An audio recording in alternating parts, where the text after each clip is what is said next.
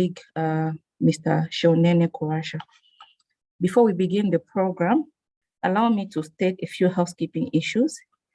For our participants who may not be conversant with the Zoom platform, kindly note that the platform has 3 SADC PF official languages, namely English, French, and Portuguese. To select the language of your choice, kindly go to the bottom of your screen of the gadget you're using. If you're using a mobile phone, it's under the icon More. If you're using a PC, you click the interpretation icon and proceed to select the language, mute original audio, and select Done.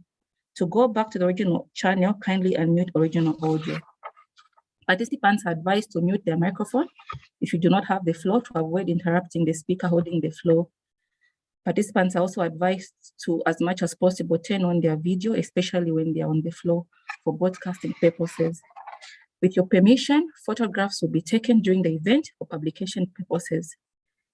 And finally, participants are advised to, as much as possible, utilize the chat box on the platform for questions, points of clarification, or any challenge that you may encounter during the program. To begin the program, and for the benefit of participants who may not have accessed the final program, and in view of a few changes that we were not able to facilitate translation due to limited time, I'll quickly run through the program so that we can move at the same pace.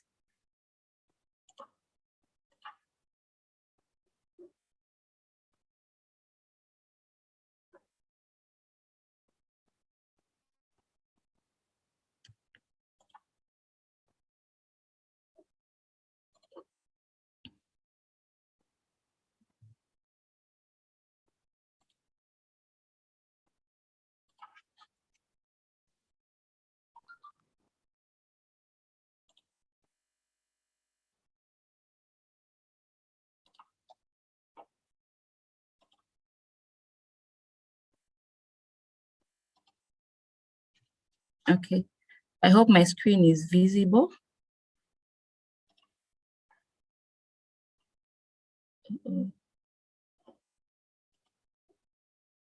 Okay. We'll have a keynote address, which shall be delivered by Professor Nana Poku.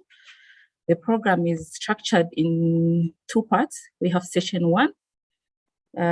Session 1 basically has presentations on country-specific presentations on the approach of various parliaments on the public financial management. We have 5 parliaments scheduled to deliver their presentations. That's the Parliament of Zimbabwe, Parliament of Angola, the Zambian Parliament, Parliament of Madagascar, and Parliament of South Africa, in that order. The second session, we're then going to have a plenary and a 10 minutes health break thereafter. The second session has 2 presentations. One presentation, the first presentation will be done by Mr. Daniel Greenberg, who is a drafter for the Public Financial Model Law. His presentation will be followed by a presentation by Ms. Ayanda Mvimbi from the UN Women, and the presentation is on the gender responsive budgeting. We will then have a closing remarks to be delivered by Honorable Anele Ndebele, who's the chairperson for the TIFI committee, the SADC Parliamentary Forum. Without further ado, I will proceed to invite Professor Nana Poku, who will deliver the keynote address. By introduction, Professor Nana Poku is a Vice Chancellor and Principal of the University of KwaZulu-Natal in Durban.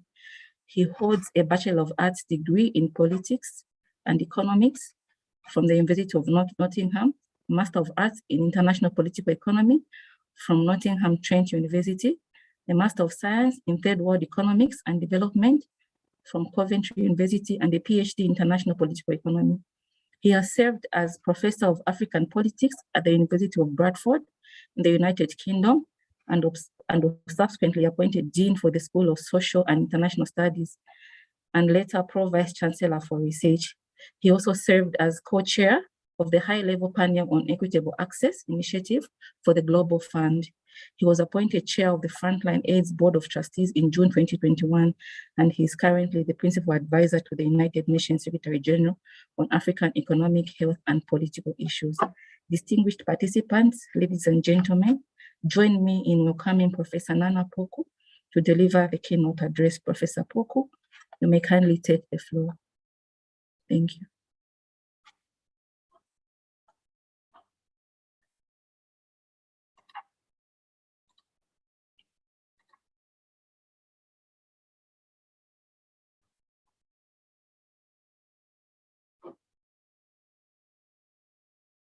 Professor Poku, are you there?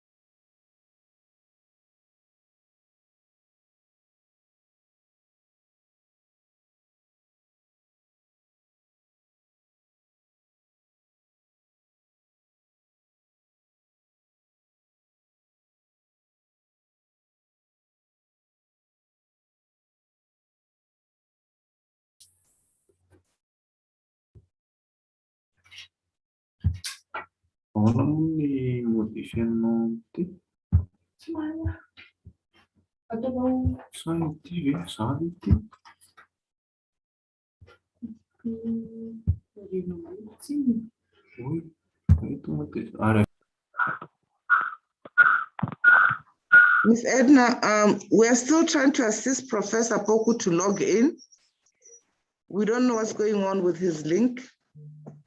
So if you may kindly indulge us for a few minutes. Secretary General, I've just joined in. My apologies to my colleagues. Thank you very much for that. My volume. Good morning, Professor Poku. You've been ably introduced and you may proceed to deliver your address. Senior colleagues, I'm ever so sorry for my delay in joining you this morning. For some reason, my technological engagement was incorporated with me, but I am here now. And let me extend very warm-hearted greetings to all of you. Honorable members of Parliament, Secretary General of SADC-PF, Ms. Boa Masagoma, esteemed resource persons, members of Public Financial Management Technical Working Group, staff of SADC-PF, Parliamentary Forum, staff of the national parliaments, distinguished participants, ladies and gentlemen. I'm honored to welcome you to this virtual workshop hosted by SADC Parliamentary Forum under the theme, The Role of Institutions of Parliament in Strengthening Public Financial Management. Allow me to thank all participants for choosing to advance their knowledge on the subject under discussion. Special recognition goes to the honorable members from various national parliaments, as well as the Secretary General of SADC-PF. Today's Objective 3, SADC strategic plan, which is to facilitate capacity development and other programs of support for members and staff of Parliament to augment skills, knowledge, and competences to face emerging challenges. During the course of the webinar, participants will therefore explore various strategies for strengthening the oversight role of Parliament on public finances to ensure effective and efficient utilization of these resources. Honorable members and distinguished participants, parliaments are critical institutions in ensuring economic and fiscal governance in our countries. As such, it is also important that we look to Parliament to ensure robust scrutiny of entire public financial management systems. This includes the laws, rules, systems, and processes used by governments to mobilize revenue, allocate public funds, undertake public spending, account for funds, and audit results. It is important to note that although most other countries have made remarkable legislation, strong parliamentary committee systems, and national audits, there are still numerous challenges regarding the effectiveness and efficiency of public spending and the quality of service delivery through public resources. This is evidenced by the numerous findings by the Auditor General in many SADC countries. Although the general role of Parliament, which includes the oversight mandate, legislative functions, as well as its role to scrutinize and approve the national budget, is well known. Parliament often fell short on utilizing this mandate to ensure the executive adheres to established public financial management principles and that public resources are utilized equitably, efficiently, and effectively. I therefore wish to call upon honorable members of Parliament to concern themselves with developing quality legislations which empowers them to adequately scrutinize public expenditure in order to safeguard public resources. One of the main challenges faced in SADC region when it comes to public financial management is how to retain the advantages of a strong executive, which is required to ensure fiscal discipline and political stability, while at the same time providing institutional checks and balances that guarantee effective accountability. Honorable members and distinguished participants, as I conclude, I am confident that this engagement will enlighten the members of Parliament on the tools to use in performing their oversight with respect to budget processes and public financial management in general. I also wish to seize this opportunity to commend the SADC Parliamentary Forum for the initiative to convene parliamentarians from various national parliaments to share practical experiences and to learn from each other. I trust that the deliberations will be of value and will play a greater role in strengthening the mandate of Parliament. Thank you for your attention.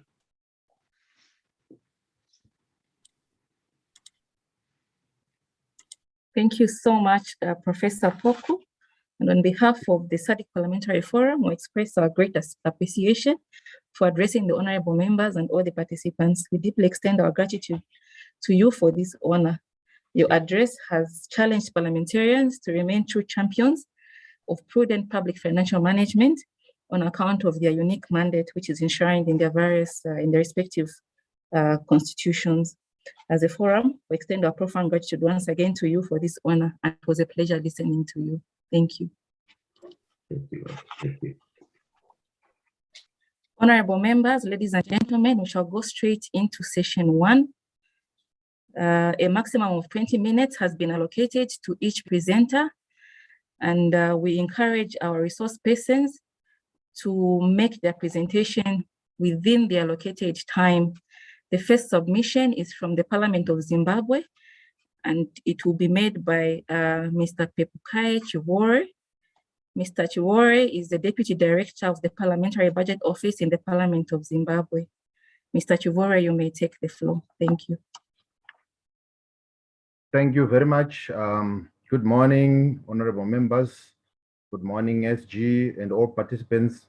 In the interest of time, I'll just ride on the already observed protocols. Let me try to share my screen so that we are on the same platform. I'm sure you can see my screen. I'll be presenting on the role of Parliament in strengthening public finance management in Zimbabwe. As already introduced, my name is Pepukai Chivore. I'm the director in the Parliament Budget Office in Zimbabwe. So my presentation outline will be like this. I'll firstly, just in brief, talk about what PFM is all about. Then I'll share Zimbabwe's budget calendar. Then I'll go to the Zimbabwean public finance management legal framework. Then I'll touch a little bit on the necessary conditions for effective PFM oversight. Then conclude by looking at some of the indicators for the soundness of a public finance management, looking at some of the international rankings and how we have fared as a country. So let me first maybe define what Lawson defined as public finance management in 2015. He said, public finance management is a set of laws, rules, systems, and processes used by sovereign nations at national and subnational level to mobilize revenue, allocate public funds, undertake public spending, and account for the funds and audit reserves. So in essence, he was saying public finance management is concerned with how a government will raise revenue in order to meet its expenditure. And the honorable members, you need to know that a sound public finance management is a precondition for effectiveness in service delivery. So when we say a good public finance management, a nation should be able to collect adequate resources from its citizens in a proper manner, and I emphasize in a proper manner, then those resources should be allocated equitably and they should be put to good use. And in the end, that fosters democratic governance. In the end, that fosters macroeconomic development and also effective use of resources, leading to poverty reduction. And it also assists in preventing corruption and aiding and fostering aid effectiveness. So we all need good public finance management. Then let me now turn to the role of Parliament of Zimbabwe in the budget process or the public finance management process. Starting with the drafting stage of the budget, because we have 4 stages in a budget cycle: the drafting, approval, implementation, and then the audit stage. In the drafting stage, after the Minister of Finance has issued guidelines to spending departments, then the spending departments, before they submit their budget proposal, Parliament has to conduct public hearings on the expectations of the citizens on the ensuing budget. We go right around the country trying to solicit for the views of the citizens on the ensuing budget.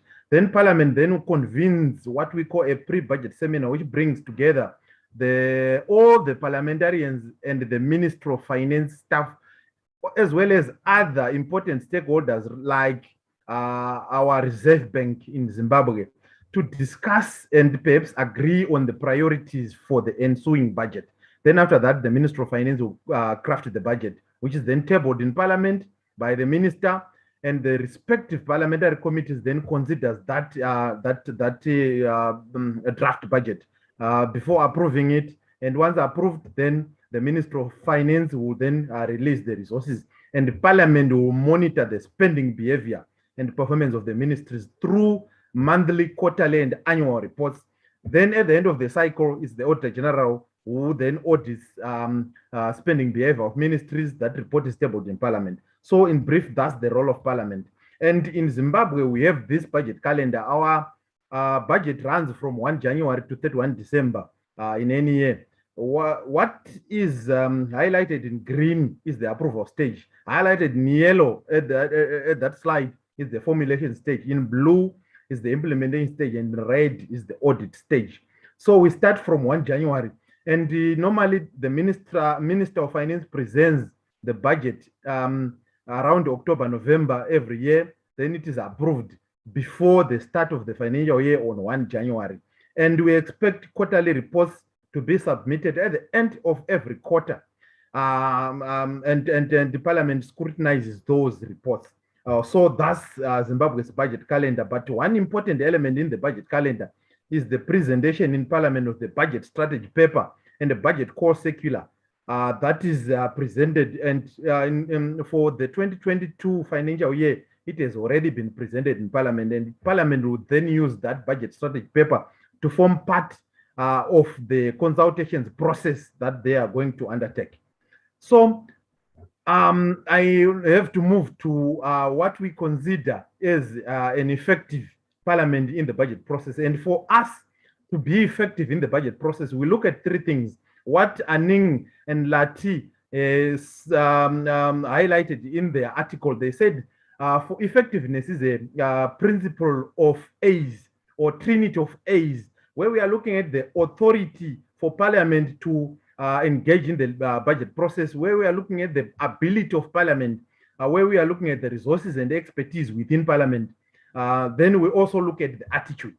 So with regards to authority, we have a robust PFM legal framework in Zimbabwe that is underpinned by Chapter 17 of our Constitution, that's sections 298 to 317. And the main statute governing public finance management in Zimbabwe is our Public Finance Management Act. And it has that elevated status because it's in section 4, subsection 3, it says, in the event of any inconsistency between the Public Finance Management Act and any other act, then the PFMA will prevail. So it is that elevated status. And in terms of our constitutional, that's section 17, I've highlighted some of the very important chapters, sections in terms of public finance management. I won't go through all those chapters. We'll share the presentation at the end. Then I will only highlight section 119 of our constitution, which says all institutions and agents of the state and government are accountable to parliament. And we say all means all. Then parliament is then obliged by section 299 of our constitution to monitor and oversee expenditure by state institutions in order to ensure that all revenues are accounted for, all expenditure has been properly indicated, and any limits have been observed. Then through reports that are submitted, then Parliament is able to perform that function. This slide just highlights the principles of Public Finance Management Act, of Public Finance Management as they are contained in our section 298 of the Constitution. Then we also have other supporting acts of Parliament with regards to Public Finance Management Act, which include Public Finance Management Act, Public Debt Management Act, Public Procurement and Disposal of Public Assets Acts. Then we have several statutory instruments and regulations that also regulate the management of public funds in Zimbabwe. With regards to the PFM legal framework, I've already highlighted some of the important pieces of legislation, not forgetting the Urban Councils Act and the Rural District Councils Act, which provide for the management of funds in rural district council and urban councils, as well as the state enterprise and parastatals, which are governed by their establishing acts or the Companies Act, whichever is applicable. So this is these are the main statutes governing public finance management in Zimbabwe. Then I'll move to the other A. The first A was authority. Where do we draw our authority from as a parliament? Then the other A is attitude, which is very important in terms of parliament being able to play its function. So this relates to the political will by parliament and its committees and members, as well as everyone involved to bring the executive to account. And honorable members, this is influenced by the political party discipline or constituents' interest or lack of interest by members, and as well as their capacity. And you agree with me, we are following a Westminster model, and public finance management therefore will take place in a political context or political environment where there's an expression of power relations between political parties and political actors, so that your effectiveness as a parliament is also affected by party cohesion. So in that regard, you have party-centered electoral systems which tend to inculcate high levels of political party discipline among your members of parliament. In Zimbabwe, we have maybe 2 or 3 political parties that are represented in parliament, and the outcomes therefore reflect the political power relations, in as much as honorable members are also educated on the need to prioritize the interest of the citizens. Then the last A relates to the ability, which also centers around the capacity of parliament and its committees to exercise their oversight mandate. And this is influenced by the leadership in parliament and in the committees, and we ensure that the committees are represented both in terms of gender, equally represented in terms of gender, and in terms of political party representation, so that will bring that leadership. Then it is also influenced by members' qualifications and experiences. In Zimbabwe, you can be a member of parliament once you are a registered voter and you are above the 21 years of age, which also brings in the important role of parliament in terms of bringing or building the capacity of our honorable members so that they are equal to the task. It is also a function of the time that is allocated to committees and parliament to do their work.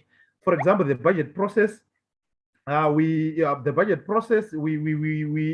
try to ensure that we allocate enough time for that work. But our budget then is presented maybe around November, and our honorable members have not more than a month to go through that budget and make sure that it is approved.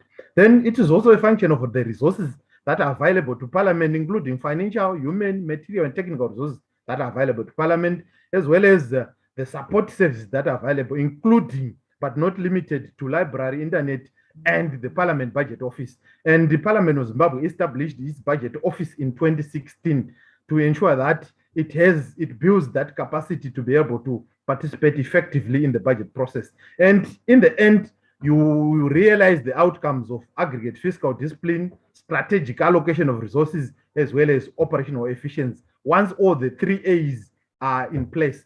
And the presentation required us to look at the role of Parliament in a crisis. And when we face a crisis like what we are currently facing, the COVID-19, for us, we have the presidential powers, which is the Temporary Measures Act, which empowers the president to make regulations to deal with such situations. These include situations in the interest of defense, public safety, public order, public morality, public health, or any other matter that is of interest to the country. And that situation cannot be adequately dealt in terms of any other law. So the president will make regulations, and Parliament, whenever it is able to meet, then can then ratify those measures that have been made, or can repeal them. Then in an environment of COVID-19 like what we are faced with currently, Parliament has a very important role to promote transparency around the developments around COVID-19, which is key in maintaining public confidence in how the government is responding to the pandemic.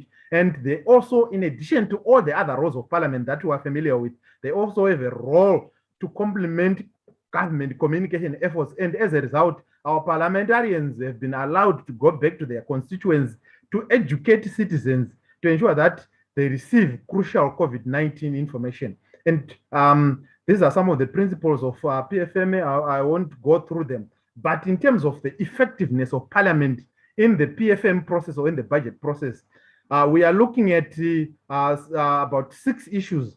The first issue is whether Parliament has the power to amend the budget. And in Zimbabwe, there's no law that limits Parliament from amending the budget or suggesting amendments to the executive. Then also, another issue that is very critical is the time that is allocated to committees to debate the budget. And like I said, we have at least a month to debate the budget. Another again principle that is very important is the coordination of the committees. So our committees which are involved in the budget process are coordinated by the finance or budget committee, and we have formed what we call the expanded SDG committee that incorporates all the other committees, so that under the supervision or the coordination of the budget committee, we are able then to engage citizens in the budget process. Because if all committees have to go out to the public to consult, it will bring confusion to the public. So we do that under the auspices of the expanded SDG committee that is then chaired by the budget committee. Then another very important issue is the access to research within Parliament. We have the research department, we have the budget office. So our members of Parliament are then able to access very crucial information which relate to their work. Then the timely access to information. We have enabling acts which allow Parliament to get any information that they require from the executive.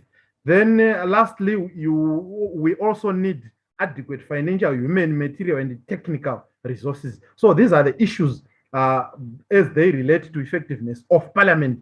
Then with regards to effectiveness of the committees of Parliament, we have committees which are manageable in terms of the size. At most 25 members of Parliament in a committee, and our parliamentarians should not belong to more than 3 committees. So that is manageable in terms of then now being able to put their experience together in a committee.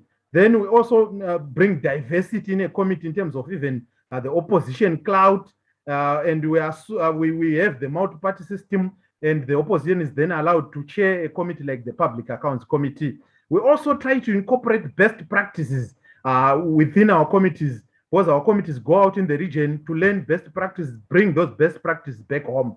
And we have created an interface platform between Parliament and the executive through what we call liaison officers, parliamentary liaison officers.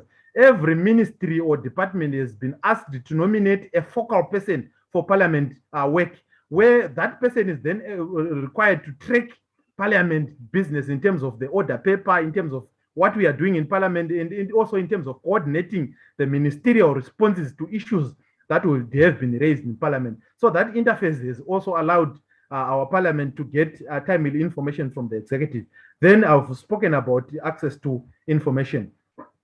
Then what we have done recently in Zimbabwe, we are amending our Public Finance Management Act with a view to bring in best practices as well as align it to the constitution. This act was enacted in 2009. Our constitution was enacted in 2013. So we want to align it to the constitution as well as bring in best practice that we've also learned from the region and beyond, including the issue of gender, including the issue of the establishment of the budget office to be incorporated in the Public Finance Management Act, as well as the issues around incorporating what needs to be done in the event of windfall revenue. For example, if we receive the IMF special drawing rights, what do we do with that money? So we are incorporating that in the Public Finance Management Act. We have also started producing citizen-friendly versions. Nous avons également commencé à travailler sur le budget. Donc nous avons we have started producing citizen-friendly versions of the national budget starting 2019, and as a budget office, we are producing that version for our citizens, and it's available on the website. And Parliament in 2021 also started citizen feedback meetings, where they go back to the public to inform them what happened to their input into the budget, and trying to tell them how the budget then incorporated their submissions, and also what the budget is all about in simple, non-technical language. We have also gone miles in terms of building the capacity of our committees, in terms of building the capacity of the committees to be able to read reports that come from our MDAs. And we have also developed what we call a Public Accounts Committee toolkit, which allows the Public Accounts Committee just to input information into an Excel sheet so that they're able to extract very important information around audit issues. But some of the challenges that we face are in terms of the scrutiny of Auditor General reports, which because of the COVID-19, that has taken more time than what it usually takes. Then there is the formal budget calendar, which is not followed consistently due to unforeseen circumstances. And because of that, we tend to have a congested budget calendar where most key activities happen during the last quarter of the year, where you have budget consultation, approval of the budget submission in Parliament, everything else in the last quarter. Then we have also seen accumulation of areas within our MDAs, which is an issue that that is also receiving attention.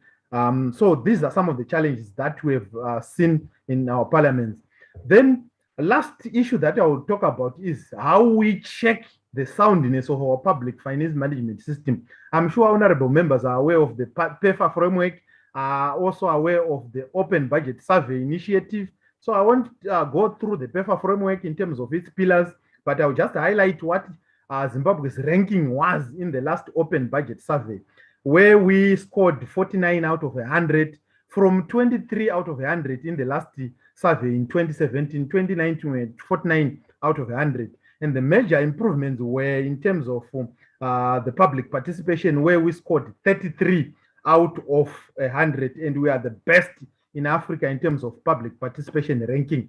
And for the Open Budget Survey, once you score 61 and above, then you are considered to be open and transparent in terms of your public finance management. So at 49, it's a great improvement from the 23 that we scored previously. But in terms of budget oversight, we were at 41, a decline from 44 that we scored in 2017. So compared to the region, Zimbabwe, we are following South Africa, Uganda, Ghana, Namibia, and Kenya in terms of budget transparency. But our strength is in terms of public participation, where we scored the best in the region.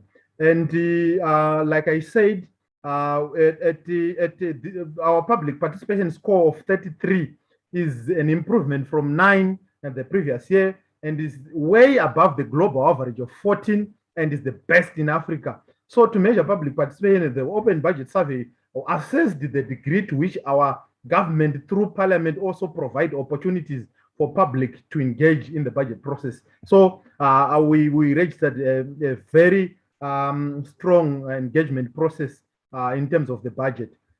With that, honorable members and participants, I come to the end of my presentation, and let's always remember to stay safe. Those are my contact details, and we will share the presentation. Thank you very much. Back to the facilitator.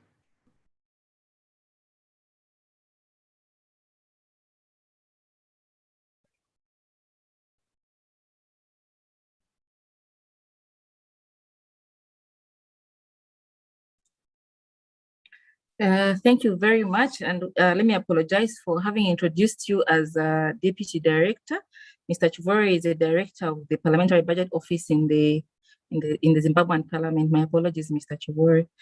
Thank you for that incredible presentation. The presentation has highlighted the legal framework in the Zimbabwean Parliament and has also pointed out some drawbacks, such as inconsistency in following the formal budget calendar, as well as a situation where your public debt exceeds the limit set out in the Debt Management Act.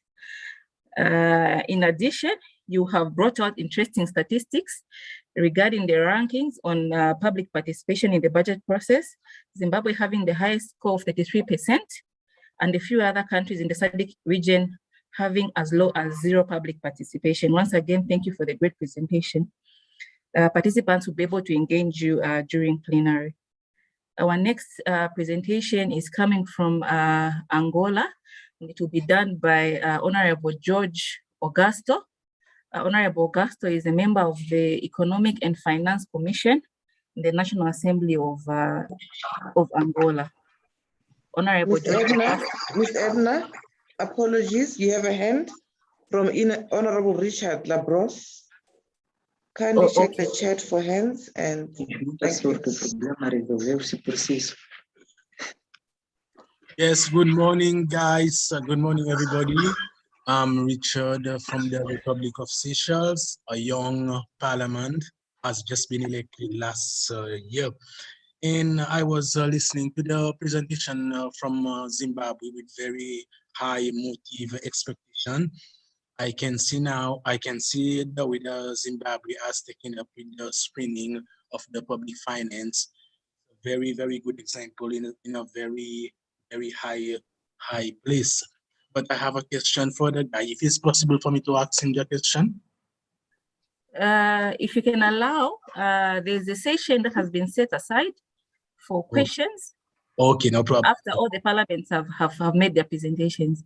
Okay, I will ask it. Thank you. All right, thank you very much. I was just introducing Honorable Augusto from the Parliament of Angola. Honorable Augusto is a member of the Economic and Finance Commission of the National Assembly of Angola. Honorable Augusto, you may kindly take the floor.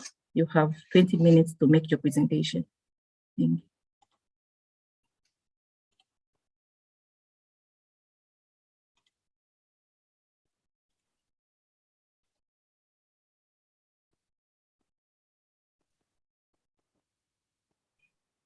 Muito bom dia a todos.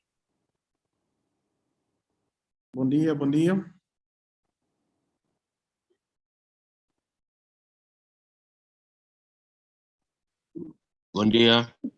Good morning. Muito obrigado. Bom dia a todos. Bom dia, sentado, está a ser ouvido. Bom dia, ilustres participantes, deputados do nosso fórum parlamentar. Como a nossa moderadora fez a apresentação, eu chamo-me Jorge Augusto, sou coordenador da Subcomissão em Finanças da Comissão de Economia e Finanças do Parlamento angolano e venho aqui para partilhar também a nossa experiência de Angola naquilo que é o papel do Parlamento angolano no reforço da gestão. Is there going to be some translation? Dizer que a nossa experiência eu vou agora partilhar a nossa apresentação, e deixa-me aqui fazer esta partilha da tela. Facilitator, translation, please.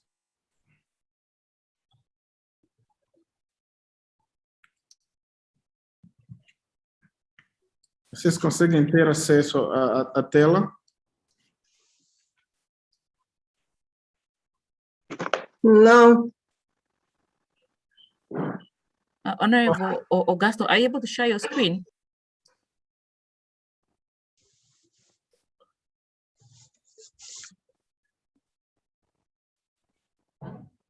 We also need simulcast when he is doing the presentation.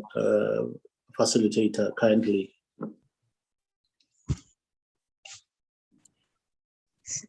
Agora, tem a tela partilhada, conseguem ter acesso? Não, ainda não, Honorable senhora. Augusto, are you able to Ainda share your não. screen? Edna, isto Não. Não. Estou.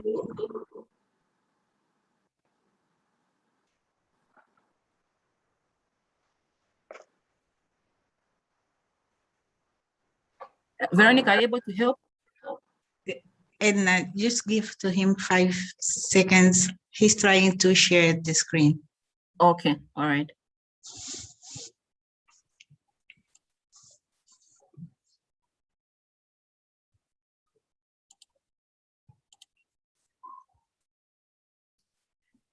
Continua sem partilhar?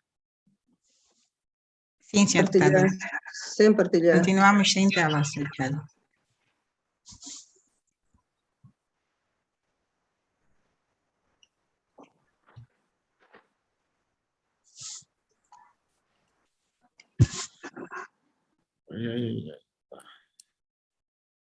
Talvez começamos do zero. Já está em partilhar a tela, senhor deputado? Sim, está. Deixa-me ver aqui agora.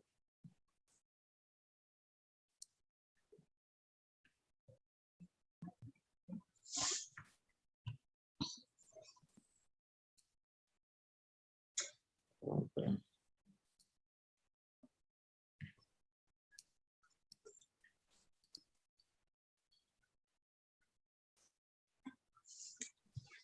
Depois de partilhar a tela, senhor deputado, não vê ambiente de trabalho, não vê o local onde o ficheiro está guardado?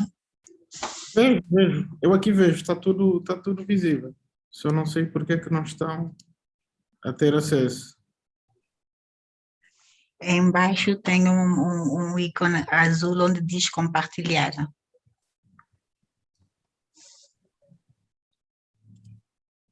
Na projeção? Sim, quando clicar em partilhar a tela, você vai selecionar o documento e depois tem azul um ícone onde diz compartilhar. Sim. Depois abrir preferência do sistema.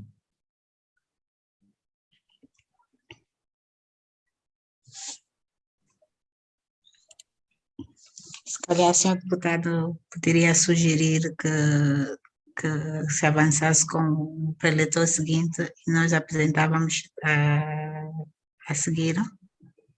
Eu acho que sim, deixa-me sugerir. Faz favor, senhor deputado. Obrigada.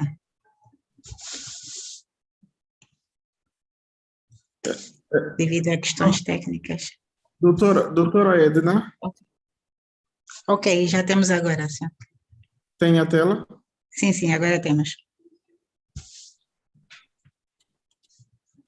Veronica, kindly ask him to click on the presentation icon.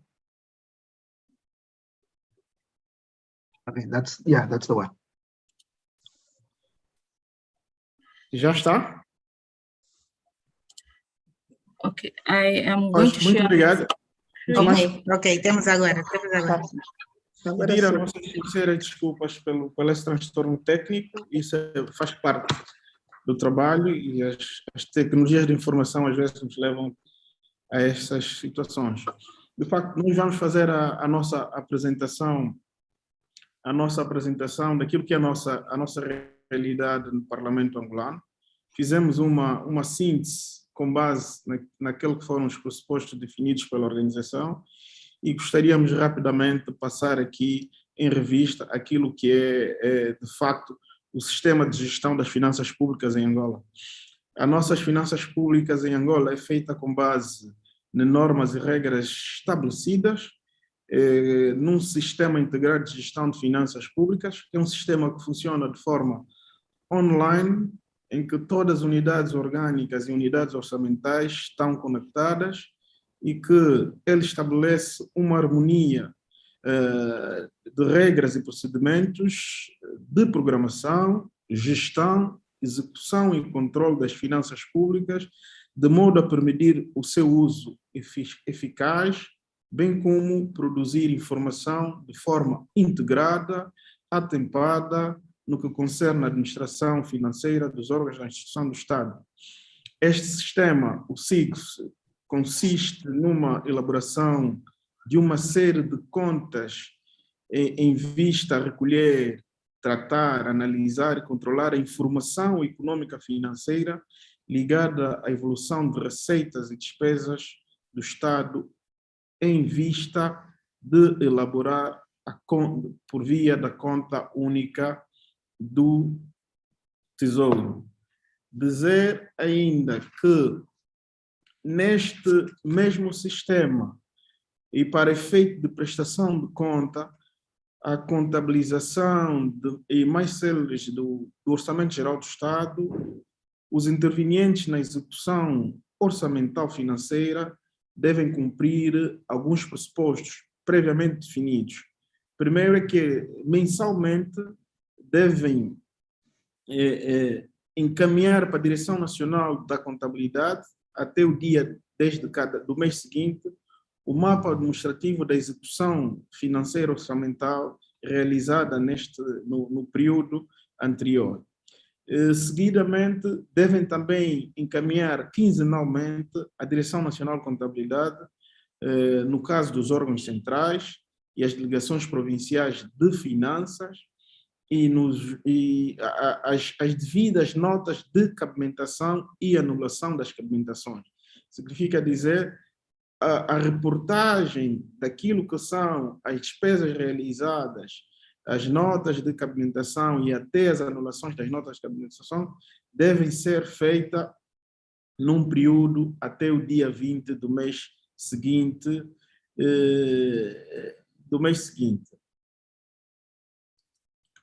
Ainda no quadro jurídico, o quadro jurídico que rege a gestão das finanças públicas em Angola, ele tem a sua lei, a sua sustentabilidade básica com base na Lei 15/10, que é a Lei do Orçamento Geral do Estado.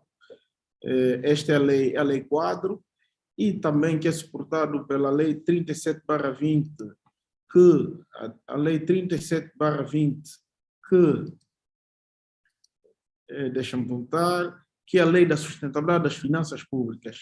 Realçar que essa Lei da Sustentabilidade das Finanças Públicas, ela tem como objetivo a disciplina fiscal, que é o elemento fundamental, e a previsibilidade da transparência na gestão das finanças públicas, que visam a estabilidade e sustentabilidade através da adoção de princípios, regras, entre outros instrumentos.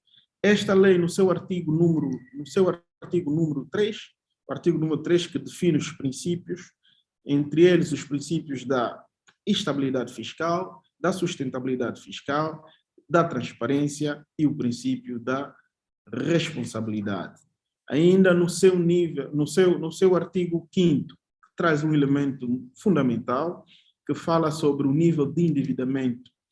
Estamos a falar da dívida pública. Ele define que, no longo prazo, o rácio da dívida pública com relação ao produto interno bruto, o PIB, deve ser um valor inferior até 60%. Estamos aqui a dizer que não se pode, a lei não permite, não dá margens para que este valor seja superior a 60%. Ainda temos também um elemento fundamental, que são as regras de execução orçamental do Orçamento Geral do Estado para o exercício econômico. Todos os anos em que se aprova o Orçamento Geral do Estado, após a sua publicação, o governo tem a obrigação de publicar as regras de execução do Orçamento Geral do Estado neste período. Nessas regras, o Estado vai definir as balizas de como é que vai executar o orçamento e vai delimitar também, em função do orçamento, tendo em conta o contexto atual, define quais são os limites da execução orçamental nas diversas unidades orgânicas. Também temos aqui o papel, a importância que é fundamental, o papel do Parlamento no processo orçamental. A Assembleia Nacional tem um papel de salvaguardar os princípios constitucionais e orçamentais, como o princípio da anualidade, o orçamento é anual, o princípio da unidade, o orçamento deve unir, deve contemplar todas as unidades orgânicas, todas as localidades do país, o princípio da universalidade, o princípio da especificação, do equilíbrio e o princípio da publicidade, ainda, porque ele deve ser publicitado, deve ser publicado, e o princípio da não consignação e da compensação. Também desenvolve princípios da democracia e da legalidade financeira, princípios que são fundamentais e constitucionais, regula o processo orçamental, a implementação de uma orçamentação por programa, a simplificação e a redução de uma fragmentação do processo orçamental, a melhoria do relato financeiro e a informação orçamental. De forma resumida, podemos dizer que devemos ter apenas um orçamento e todas as despesas devem estar espelhadas no orçamento. Significa dizer que a realização da despesa deve-se ter a certeza de que serão cobertas tanto por fundos recebidos do Estado e transferidos pelo governo, como por receitas próprias locais ou por contribuições de parceiros, no caso, se houverem. Ainda falando da importância da estabilidade financeira dos parlamentos por momentos de crise, e atualmente estamos a falar de uma pandemia mundial, a Covid-19, em que todos nós estamos mergulhados neste processo e que tem, de facto, criado situações muito críticas para as economias em todo o mundo. E como nós vimos que a crise mundial instalada pela pandemia Covid vem demonstrar e confirmar que, de facto, há fragilidade no sistema de gestão das finanças públicas em todo o mundo e em particular em África, conforme ouvimos frequentemente nos noticiários, nos relatos de desvios de fundos, de recursos ou de usos indevidos desses recursos destinados à Covid para a prevenção e o combate da Covid.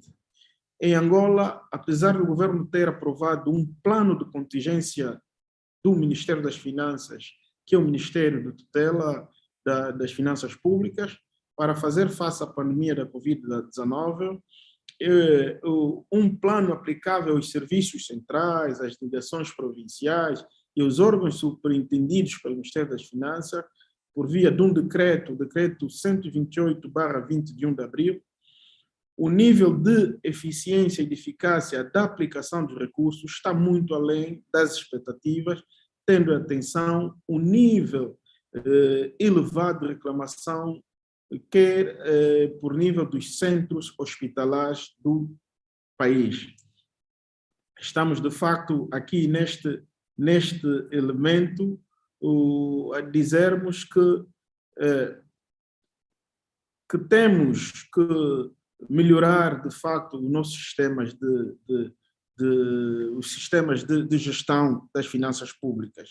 E nós, a nível da Assembleia Nacional em Angola, a quando da apreciação do relatório trimestral do primeiro trimestre do OGE 2021, recomendamos ao Executivo que apresente um relatório específico trimestral sobre como são, de facto, os gastos, como é que são gastas as despesas que são cabimentadas para a prevenção da Covid-19. Também, ainda, falando dos principais fatores que limitam o cumprimento do mandato da fiscalização parlamentar e a responsabilidade pelos recursos públicos. Aqui dar uma nota que até 15 de agosto deste ano, 2021, o Parlamento angolano estava limitado na realização de uma fiscalização política por via de um acórdão do Tribunal Constitucional, o Acórdão 316 de 2013. Este acórdão, a Assembleia Nacional, no seu regimento interno, previa que, se de facto podiam-se fazer as audições parlamentares, podiam-se fazer as interpelações, podia-se criar as comissões parlamentares de inquérito, mas por via do regimento. Mas o Tribunal Constitucional entendeu que aqueles dispositivos que estavam no regimento interno da Assembleia feriam a Constituição. Felizmente, este assunto ficou resolvido com a revisão da Constituição. Nós fizemos uma revisão pontual da Constituição. Hoje temos uma Constituição que é a Lei 18/21, de 16 de agosto, que é a Lei de Revisão Constitucional, a primeira revisão de 2021, que, de facto, ela resolve esse problema. Sob proposta do Presidente da República, traz todos os elementos, as limitações que haviam naquilo que diz respeito às responsabilizações e à fiscalização, traz na Constituição. Isso quer dizer que, doravante, a partir de agora, o Parlamento angolano tem toda a abertura para poder realizar as suas audições e interpelações aos ministros de Estados, aos ministros e aos governadores provinciais. Também poderá realizar as comissões parlamentares de inquérito para efetuar inquéritos de fatos e situações concretas que decorrem da atividade da administração pública. Quanto às limitações de responsabilização pelos recursos públicos, a presente Constituição, ora aprovada, ainda no seu número 2, no artigo 162, diz que a Assembleia Nacional não ter competências para responsabilizar politicamente o Executivo, nem colocar a sua continuidade em funções. Aqui o entendimento é que toda a responsabilização dos gestores públicos trata-se de um problema de justiça e é tratado a nível da justiça. A Assembleia não fará essa gestão do... Por último, gostaríamos aqui de partilhar algumas recomendações em função da nossa experiência, de forma a reforçar o mandato de fiscalização parlamentar. E é, no nosso entender, que se deve, devemos desenvolver modelos integrados de gestão das finanças públicas, modelos práticos, inclusivos, em que a participação da comunidade e da sociedade civil deve ser premente, principalmente para esses momentos de crise. Uma segunda recomendação que gostaríamos de partilhar também é desenvolver ou criar, dentro dos parlamentos, unidades técnicas orçamentais para permitir, primeiro, potenciar os deputados naquilo que são os instrumentos de gestão das finanças públicas. Segundo, para poder permitir o acompanhamento da execução do orçamento geral, salvaguardando assim o interesse da sociedade e das comunidades. De facto, o nosso entender é a elaboração do orçamento. O programa facilitando a ação da despesa e, consequentemente, a apresentação de contas. É nosso entender que o programa, estando bem elaborados e classificados, facilitam a sua prestação de contas. Para terminar, gostaríamos de deixar aqui uma palavra a todos os participantes públicas, porque sem autorização política, a fiscalização de despesas e de diferentes políticas, dificilmente se alcançará uma boa gestão.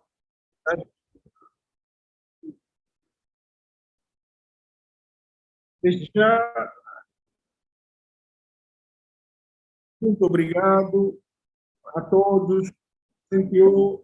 Merci beaucoup. E vou passar a palavra à nossa moderadora, a doutora Edna Maia.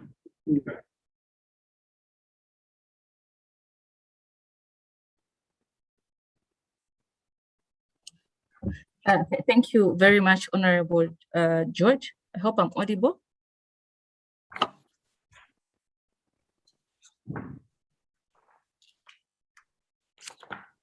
Am I audible? Yes, we can hear you. Yes, we can hear you. Thank you very much, Honorable George, for that presentation, which acknowledges that Parliament has a limited mandate when it comes to recommendations. All they can do is recommend for a prosecution. Otherwise, Yes, the mandate of prosecution is in the hands of the court. Once again, thank you very much, Honorable George, for that candid presentation. We move to Zambia. The presentation from Zambia is being done by Mr. Simon Mutambo, who is the Deputy Principal Clerk in the Parliamentary Budget Office in Zambia. Mr. Mutambo, you may kindly take the floor. Thank you, Edna. Good morning, members of Parliament. I'll ride on the protocols that has already been observed. Let me share my screen. Am I audible? Yes, you are.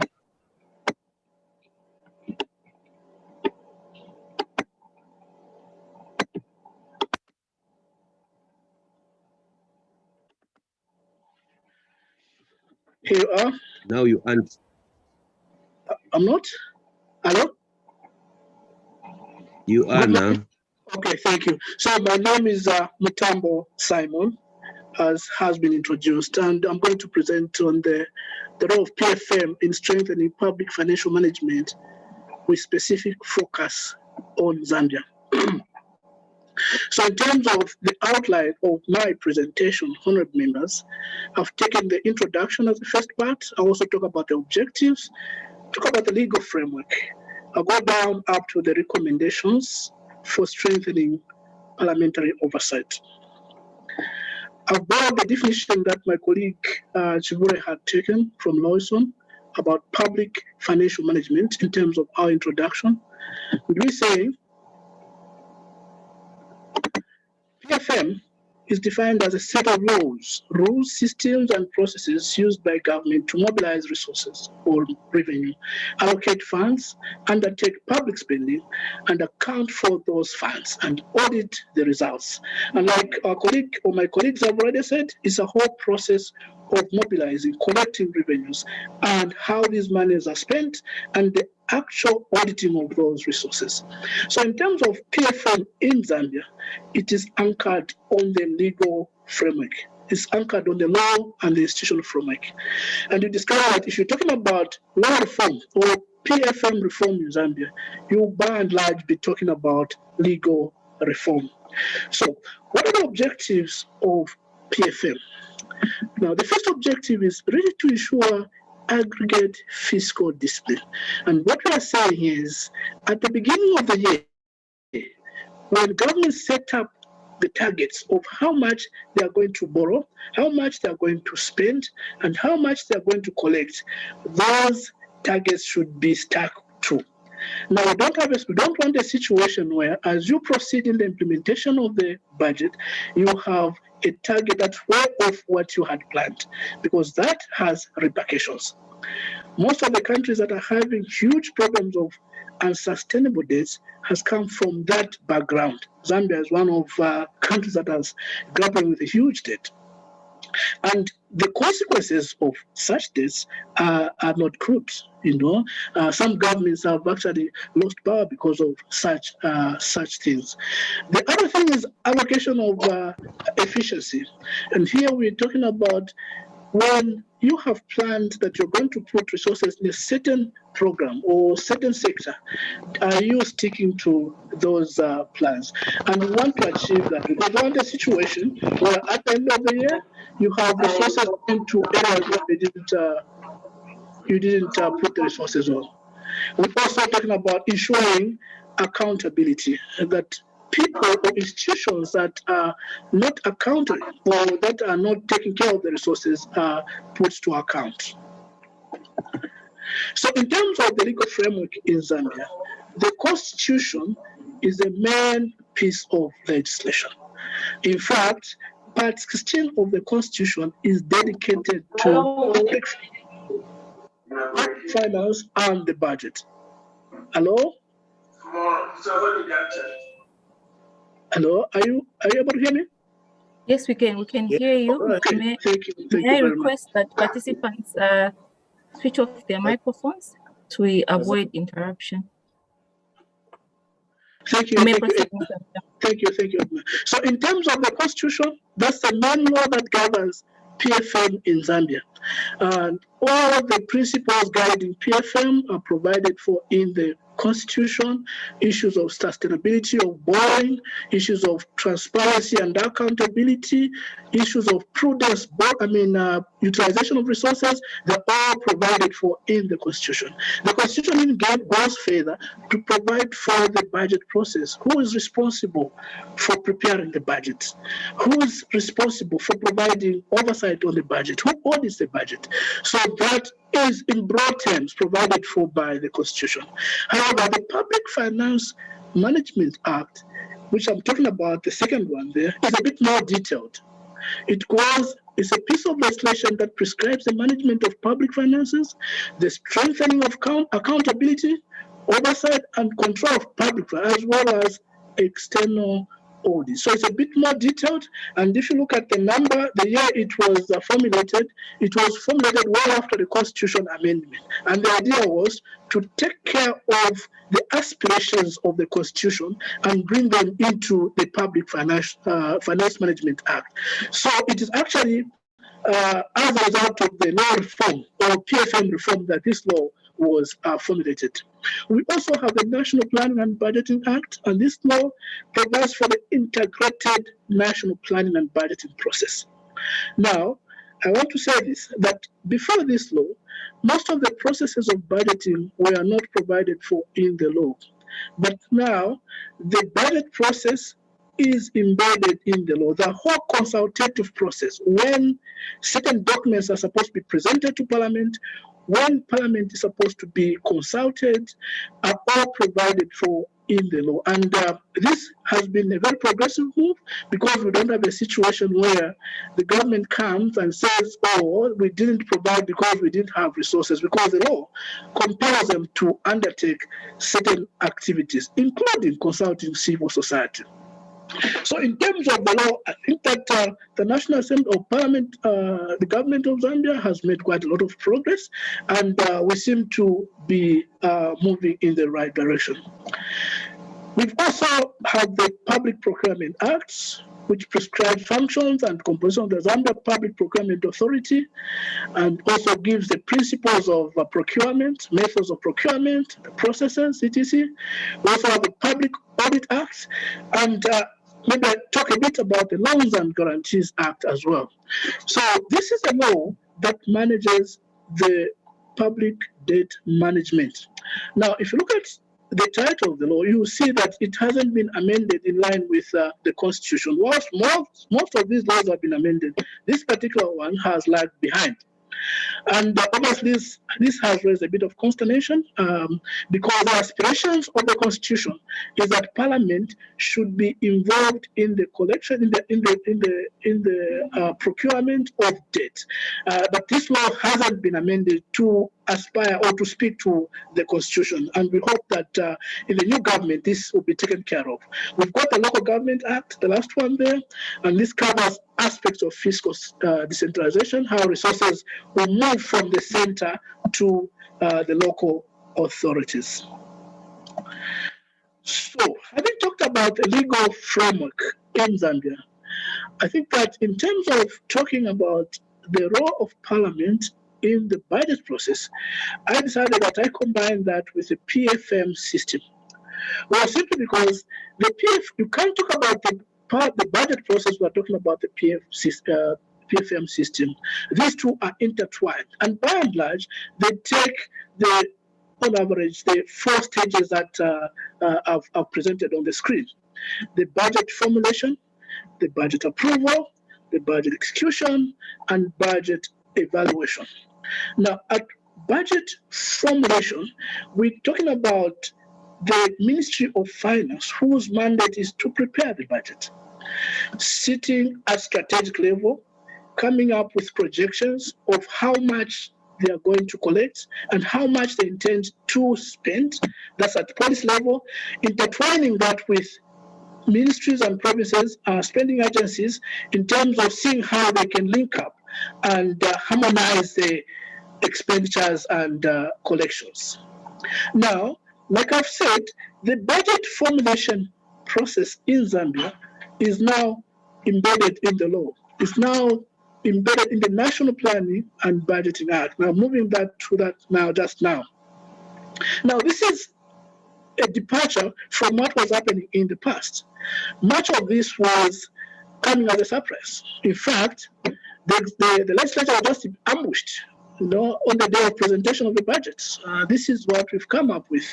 But now the mood has changed. The law provides that consultations should be key in the formulation of the budget. So if we are talking about the role of Parliament at drafting or at formulation stage of the budget, the National Assembly of Zambia is ably involved, not in terms of compiling the budget, but in terms of providing consultative effects. And if you look at July there, in July, it's a purple arrow, you will see there is written, submit the green paper to the National Assembly, and this is a law. So by second Friday of July, the law provides that the green paper on the medium-term budget plan, which is a 3-year budget plan, is brought to Parliament for consultation. So, and this medium-term green paper, budget plan, is or forms part of the budget. So, in terms of the progression in this line, I think that the National Assembly is getting fully involved at this stage in the budget process.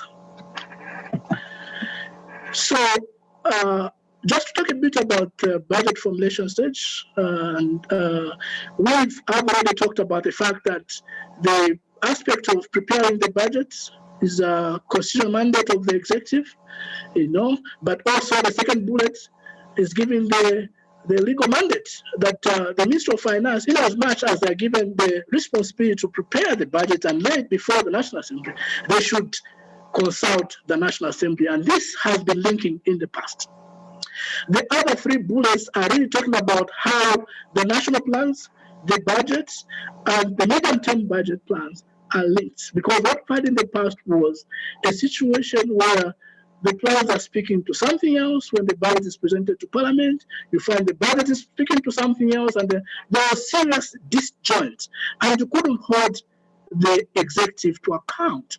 But now the law compels them that we should be able to see a link between these critical documents that the government has come up with. And when we are undertaking budget analysis, we take note of such issues and see if these 3 documents are speaking together. So in terms of the authorization, again, the want to say this, that Parliament in Zambia is the sole institution with the mandate to approve the national budget. Now, colleagues, you understand that we have different types of parliament. There are parliaments that have called budget-making legislatures. And these are parliaments that are able to reject the budget and they're even able to make a new budget. We don't fall in that category ourselves. But I think those who have followed events in America will see that they square it down in that direction. But we also have parliaments which are called budget influencing legislatures. They can reject the budget, but they don't have the capacity to change the budget. The Kenyan Parliament has been doing very well in that regard. But we also have budget approving legislatures, and we fall in that category. We don't have much power on the budgets. And in as much that the Parliament is given power to approve the budget, it hasn't been given sufficient powers to change the budget. It is like somebody gives you food to eat, but they tell you not to chew. And that's exactly what we find ourselves in. Article 2025 of the Constitution provides that the National Assembly shall, by resolution of members of Parliament, approve the budget. Now, even before the budget is coming to Parliament, you are compelled to approve it. You shall approve it. Whether you like it or not, you should approve the budget. That's one of the requirements of the law. Then Article 202 provides that National Assembly may vary. Again, there talks about may. It may vary certain provisions in the budget, but shall not amend the amount of estimates of revenue, the total amount of estimates of revenue and expense. So, colleagues, you see the limitations that we have in terms of the budget process as the role of Parliament. Yes, we pride ourselves in the fact that we are the sole institution that can approve the budget, but sometimes we've got limitations in terms of what we can do with the budget. And I think that this is common amongst most of the Westminster Parliament. I think most of our parliaments that are attending this workshop will speak to that.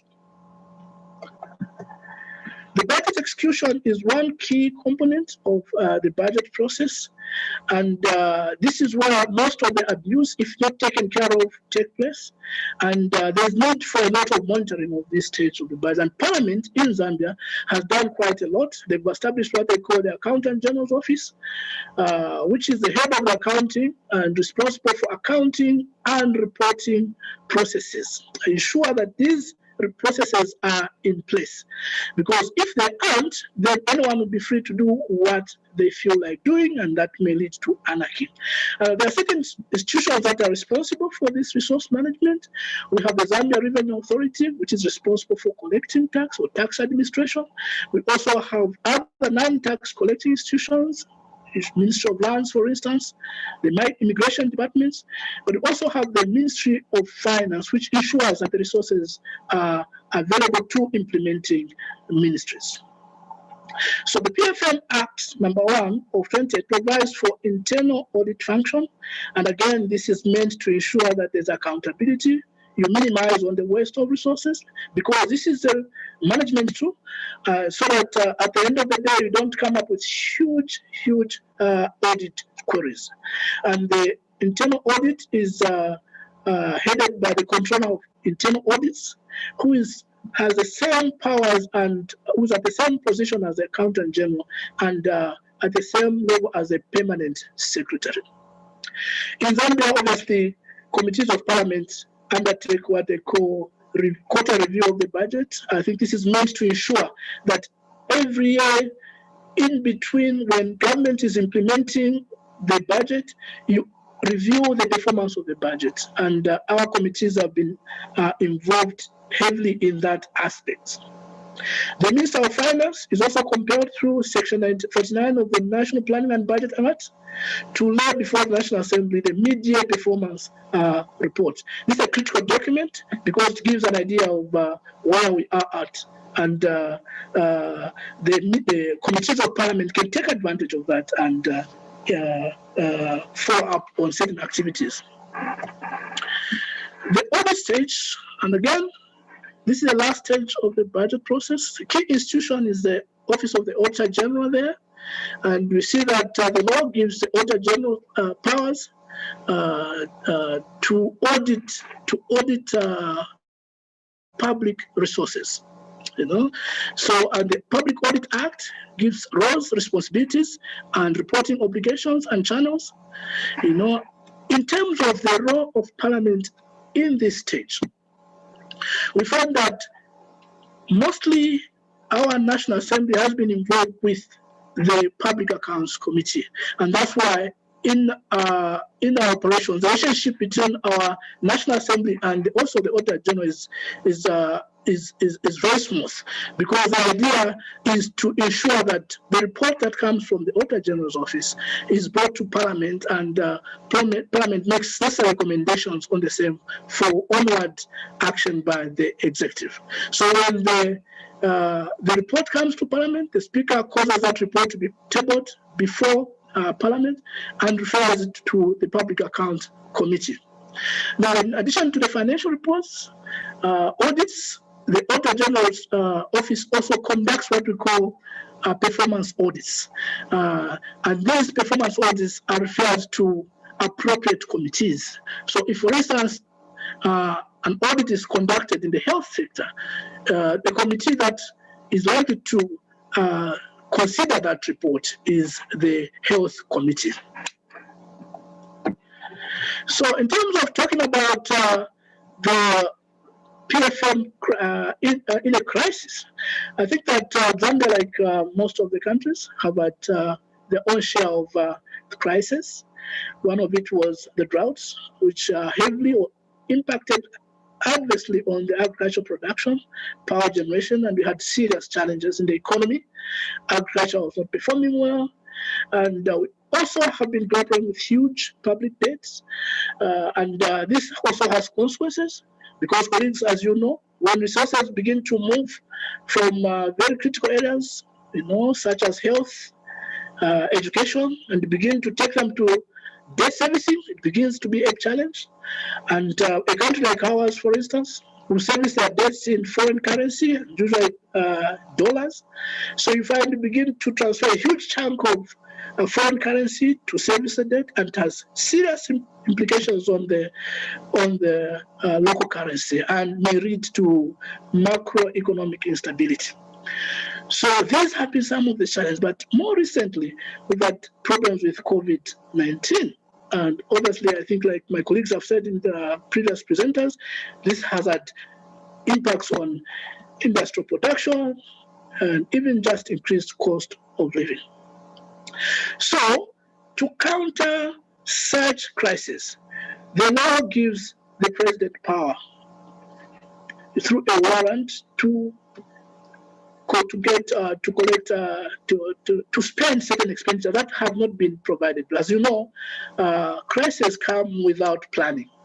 So the law gives power to the president to issue a warrant, so that resources can be used in or directed towards the crisis.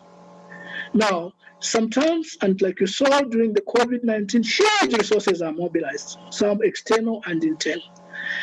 And because there are huge resources, I think that there lies in the need for PFM.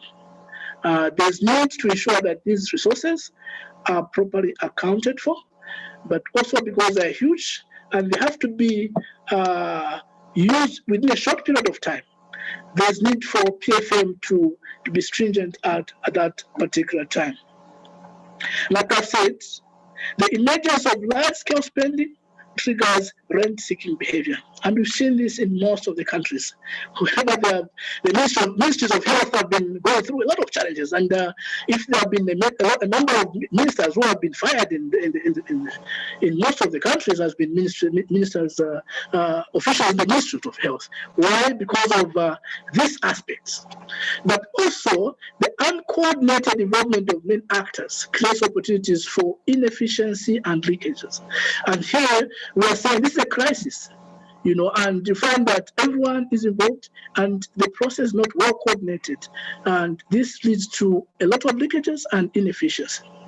The speed with which interventions are implemented tends to result in PF regulations being relaxed, such as those related to procurement, accounting for extra budgetary funds. And this is very clear, because we want to make sure we solve this problem, and within a very short time. But people take advantage of such speed and try to circumvent certain processes. The AG recently issued an interim report on the utilization of COVID-19 resources and in Zambia. And you'll be surprised that there have been quite a lot of irregularities that have been highlighted in that report. But it's not surprising, like we've discussed. This paper, we also been required to talk about the factors limiting oversights. I think much of it really is the lack of financial autonomy of most of our parliaments, and Zambia inclusive. We have situations where we have not been able to conduct certain activities because there are limited resources. I think that if Parliament is given some autonomy in terms of certain resources, it will be able to come up with its own activities and provide effective oversight on the legislature. Apart from this financial autonomy, but also generally the limited resources in the economies, we've just been talking about the challenges that our economies are facing. So we find that the legislators have been haven't been able to access as much resources as they would want to in terms of providing oversight. The other thing is the weak support staff, the research and budget analysts are very few in these institutions, and even when they are there, the capacity to conduct effective budget support and effective research may be lacking in most of these parliaments. But we also talk about the diverse background of members of parliament. Our members of parliament come from different backgrounds. Some of them are teachers, some of them are medical doctors, and of course, a few are financial experts. So you find that there's need to, build capacity among these members so that they are brought into the understanding of PFM issues. For a parliament like Zambia, where the turnover of members of parliament in a new parliament is well over 60%. It's even worse because we have all new members after building capacity in the members over a period of 5 years. So this diverse background of members and added with it high turnover has been a limiting factor over oversight and accountability. So in terms of the recommendations, honored members, we are saying that there's need to strengthen the financial independence of the National Assembly. That's very critical. You can't provide effective oversight on an institution that is giving you money because the other time they'll come and say, I won't give you money. So in our view, we need to strengthen that financial independence if we have to have effective oversight. There's also need to strengthen the internal audits. We talked about the implementation of the budget as a key aspect of the budget process. Now, if you lose it at the implementation, then you'll be able to have a lot of audit queries. So there's need to ensure that the internal audit aspects of the application, implementation of resources at the implementation stage of the budget is strengthened. And this will require building capacity amongst the staff and giving them enough equipment, so that they're able to work effectively. The Auditor General is normally independent, but in practice, this is hampered by limitations of financial and staffing dictated by civil service regulations. Again, in Zambia, whilst they are independent, the staff are seconded from the Ministry of Finance, but also in terms of financing, they're not as independent, just like the National Assembly. Again, you see the limitations that comes in providing oversight. We're also saying that there's need to establish and capacitate parliamentary budget officers and research units. I know that Zimbabwe, Zambia, and South Africa have these institutions, and they're very key in ensuring that the legislature provides effective oversight on PFM. These need to be strengthened. This needs to be capacitated, including the research units, so that they're able to give the necessary support to the members of parliament. One of the key issues that we've been working on in the recent past is a collaboration between civil society and the parliament. You will note that most of these civil society organizations have been very keen providing social accountability services, and these have been feeding into the work of parliament. It is important going forward that parliaments, develop close collaboration between civil society and they themselves. I think that there's also a need to build more capacity amongst the members of staff, the committee clerks, so that they're able to provide effective work with the committees.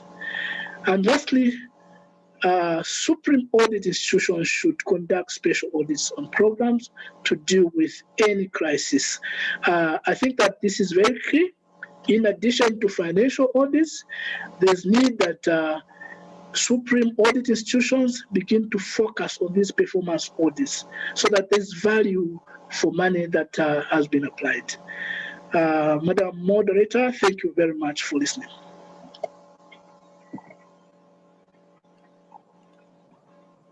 Well, thank you very much, Mr. Mtambo from the Zambian Parliament for that presentation. Your presentation makes valuable recommendations. Among them, calling for a closer collaboration between Parliament and the civil society as they conduct social accountability exercises.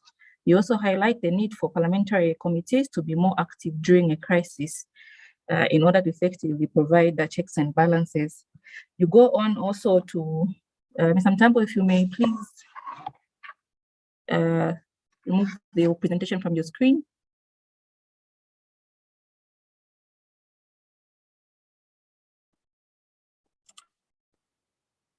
Am I audible? Yes. Okay, Mr. Mtambo, thank you very much. Mr. Mtambo's presentation goes on to highlight some of the objectives of the PFM, among them which is maintenance of aggregate fiscal discipline, and the lack thereof is what leads to deviations from the allocations, and subsequently leading to acquiring and accruing debt, and which have serious economic implications on the economies of these countries. Mr. Mtambo also highlighted that the main guiding principle, like in other parliaments, is the Constitution, and it also provides for the national planning and budgeting. Mr. Mtambo, thank you very much once again for that presentation, and you'll be engaged during the plenary session by the participants. We now move on to, according to our timetable, move on to Madagascar, and the presentation for Madagascar is being made by Mr. Daniel, who's the Director of Finances in the Parliament of Madagascar. Mr. Daniel, you may take the floor. Thank you.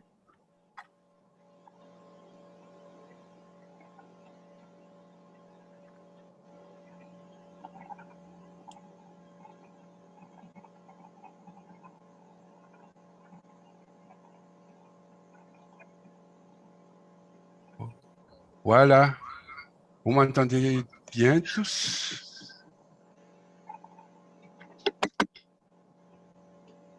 Honorables membres du Forum parlementaire de la SADC, c'est avec un immense plaisir que je m'adresse à vous dans vos qualités et éminentes fonctions à propos de cette initiative du Forum parlementaire de la SADC sur l'action du Parlement pour renforcer la gestion des finances publiques. Mon exposé par rapport à ce thème central est articulé en 4 parties.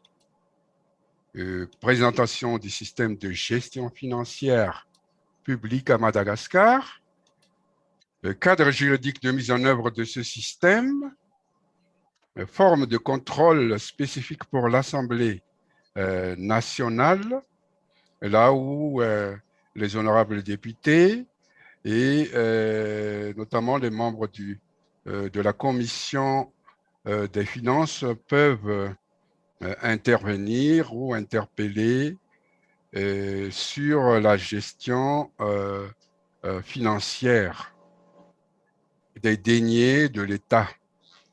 Et puis, les différents types de recommandations dans un but d'amélioration de la gestion financière publique. Lorsqu'on parle de gestion financière publique dans l'ensemble des pays de la SADC, du moins la majorité des pays, il s'agit de la loi de finances de l'année du budget de l'État pour Madagascar. Ce budget retrace toutes les recettes et toutes les dépenses dont l'ensemble de ces recettes assure l'ensemble des dépenses. Pour le cas de Madagascar, le budget prend la forme d'un ensemble de programmes, donc c'est un budget programme, et comprend stratégie, objectifs, financement et indicateurs. On peut dire que ce budget est également un document de performance à partir duquel les parlements peuvent porter une appréciation en plus ou en moins de l'exécution, la mise en œuvre ou l'utilisation des deniers publics par l'institution ou le gouvernement, portant sur le budget annuel et par la suite d'en décider pour l'approbation du projet ou non du projet de budget de l'année à venir. J'en viens maintenant à l'exécution de la gestion financière publique. Pour Madagascar, donc, on est à peu près, on suit à peu près les mêmes processus, après avoir entendu les exposés des autres là avant moi. Il y a 4 étapes. La première étape, c'est l'engagement budgétaire. Donc, il y a 2 types d'engagement à Madagascar. L'engagement juridique qui se traduit par la signature d'un contrat. Ça, c'est au niveau surtout ça intègre le marché public qui est géré par des lois. Et l'engagement financier rendant indisponible le montant des crédits relatifs à la couverture d'une charge résultant de l'engagement juridique. Un contrôle peut déjà être initié à ce niveau d'engagement. Il y a le contrôle financier qui est l'organe chargé de veiller à cet engagement.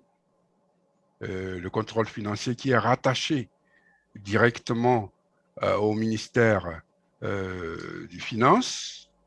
Et on va parler tout à l'heure justement de cette autonomie financière au niveau de l'Assemblée nationale à Madagascar.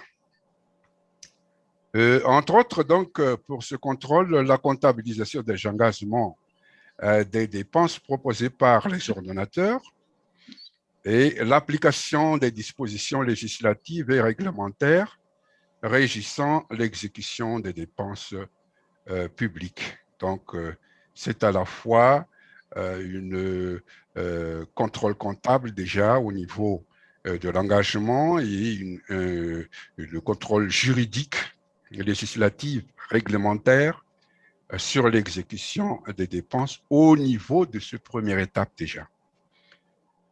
Pour la deuxième étape, il y a la liquidation qui a pour objet de vérifier la réalité de la dette et d'en arrêter le montant de la dépense. La troisième étape, le mandatement, donnant conformément au résultat de la liquidation lieu à l'établissement d'un ordre de payer la dette relative à une opération de dépense de l'organisme public, d'une institution ou de ministère, et l'émission d'un titre de paiement, ça c'est au niveau de la dépense. Au niveau des opérations de recettes, l'émission d'un titre de perception.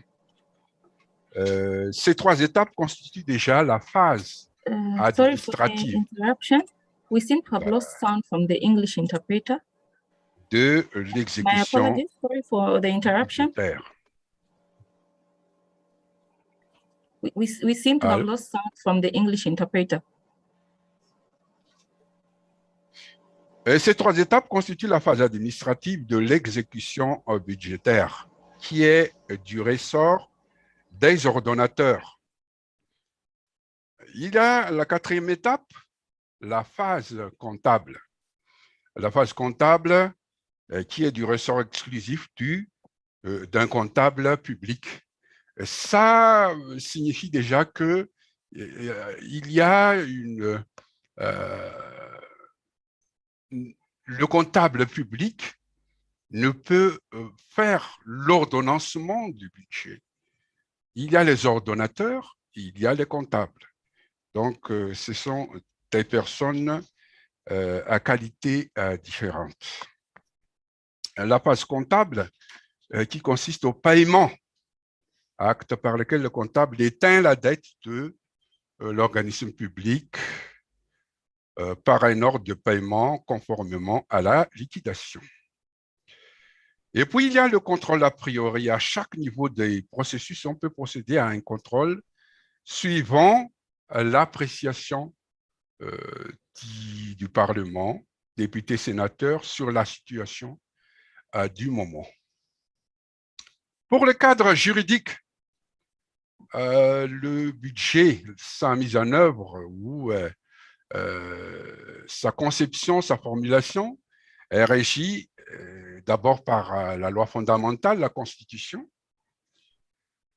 Et puis, il y a la loi organique numéro 2004-007 du 26 juillet 2004 sur les lois de finances qui détermine en son article 2 les différentes lois de finances de l'année ou loi de finances initiale ou LFI et les lois rectificatives ou lois de finances rectificatives. En son partie 3, titre 1, le contenu de la loi de finances et en son titre 2, procédure d'élaboration et des votes des lois de finances à chaque niveau gouvernemental, Parlement. En son partie 4, dans cette même loi organique, numéro 2004-007, il y a l'exécution, les règles fondamentales pour l'exécution des lois de finances, c'est-à-dire l'exécution du budget,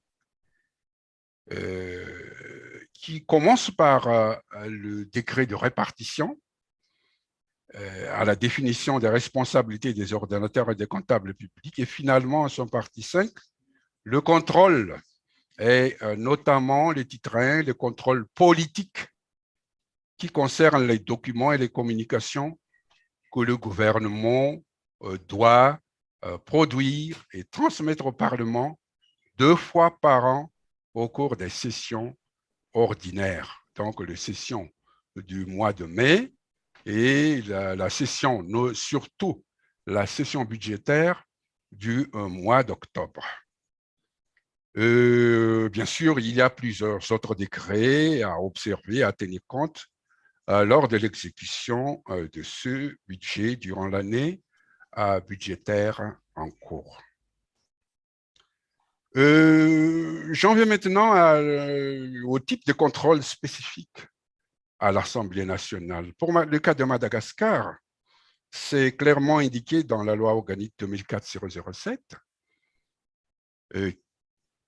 qu'il s'agit de contrôle politique, c'est-à-dire à l'obligation pour le gouvernement de produire des documents et annexes relatifs à la loi de finances en cours et de communiquer à la commission des finances du Parlement 2 fois par an et au cours des sessions ordinaires des assemblées, les éléments qui suivent, je vais vous en citer quelques-uns.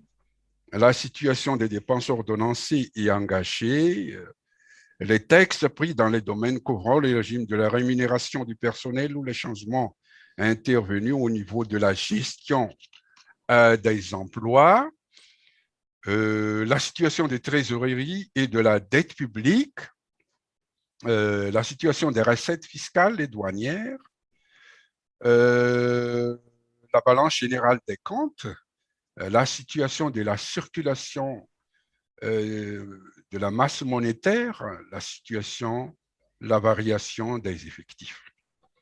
Autant d'éléments sur lesquels le Parlement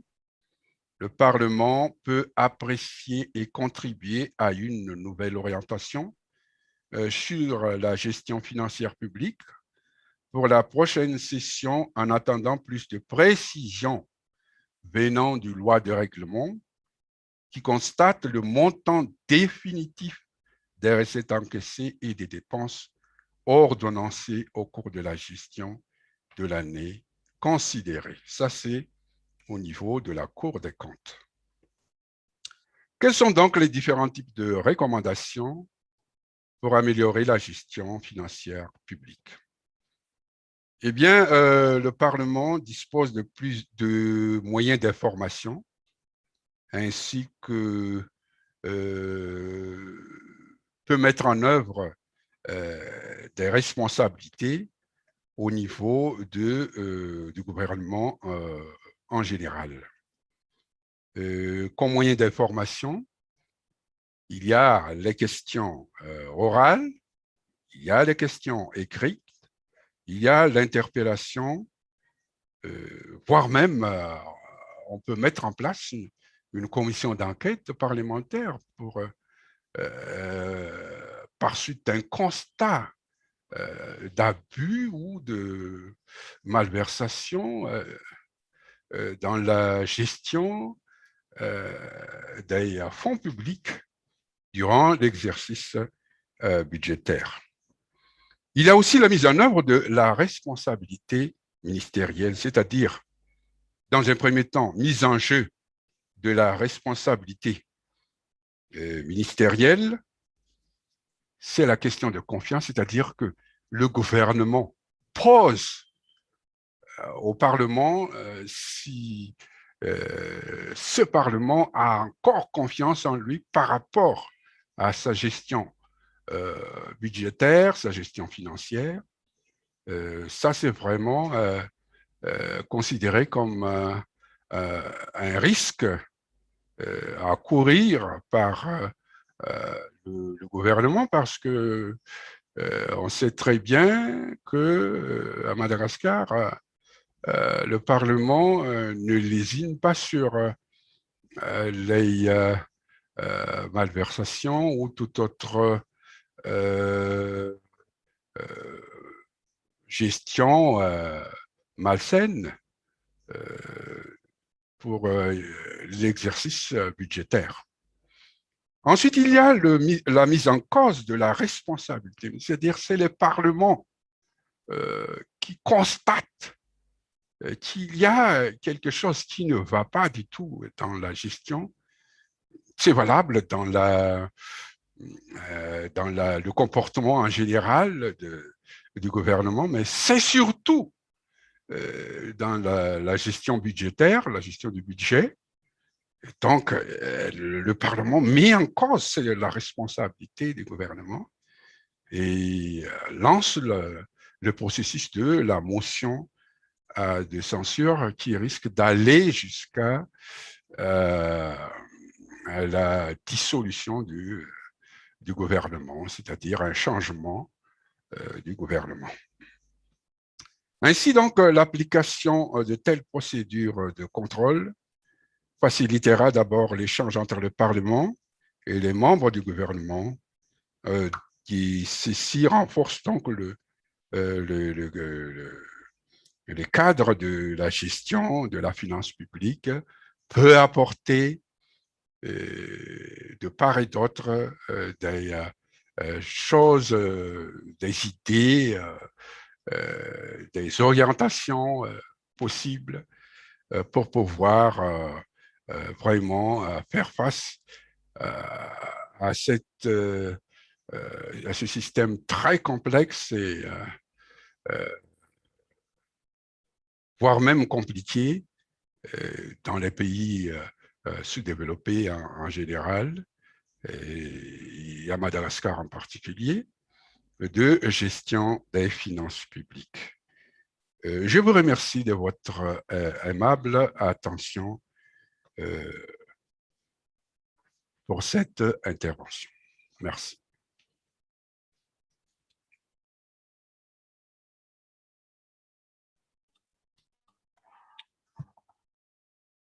That was a presentation from Madagascar, which has highlighted the various stages in public financial management. The first 3 stages being administrative, and there's also the stage of accounting, and the last stage being the payment stage or implementation stage. Similarly, in Madagascar, just like Zambia, Zimbabwe, and the case of Angola, the constitution is the main tool of public financial management. And in Madagascar, parliaments, members of parliament rather, can utilize the availability of oral questions or written questions to probe the executive, and also use the commission of censuring. Thank you very much once again, and we shall move to our last parliament, which is the Parliament of South Africa. And I'm getting a feedback. I kindly request that delegates turn off their microphones to avoid feedback. We'll now move on to the last parliament, which is the Parliament of South Africa, and the presentation from South Africa is being done by Mr. Sifiso Magagula, who is the content advisor for the Standing Committee on Appropriations. Sir, you may take the floor. Thank you.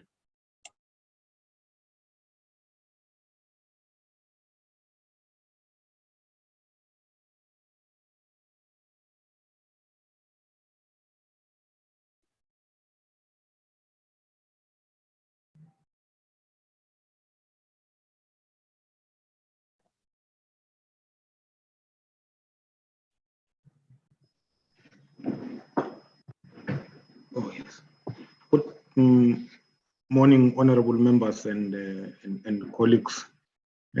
My name is Sifiso Makagula, who is a content advisor for the Standing Committee on Appropriations. And then I will be doing the presentation for Parliament of the Republic of South Africa.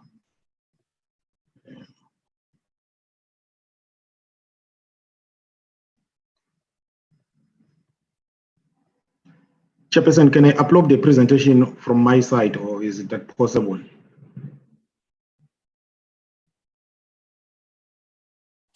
You can go ahead and share your screen, Mr. Magagula.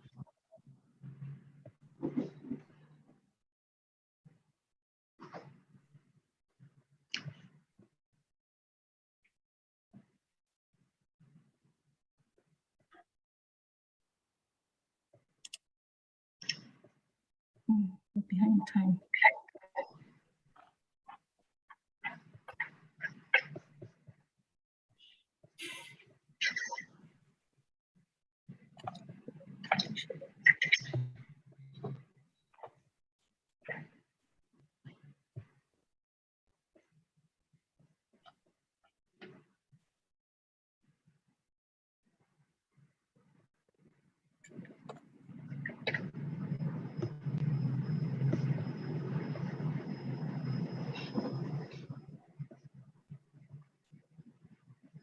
Is it visible now, Honorable Chair?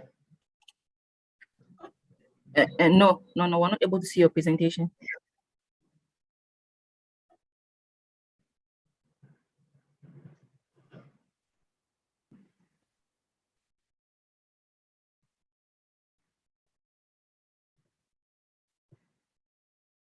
May I go ahead and help you? Please, yes, you can, please.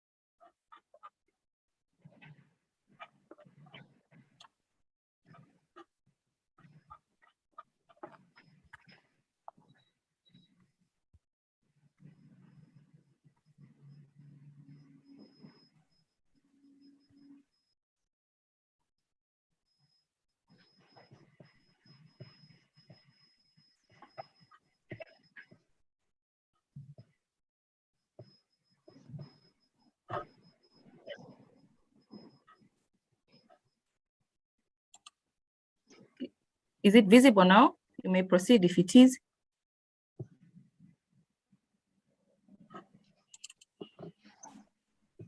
I don't see it from my side.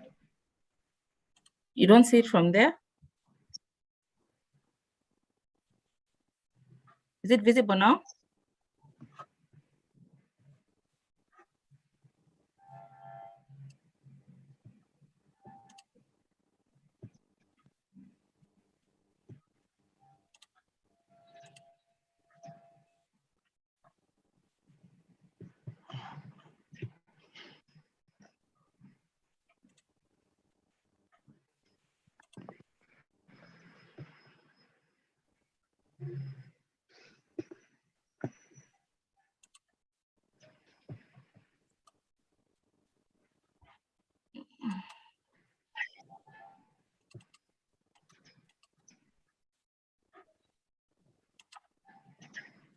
I am also not able to share. Ronald, are you able to assist?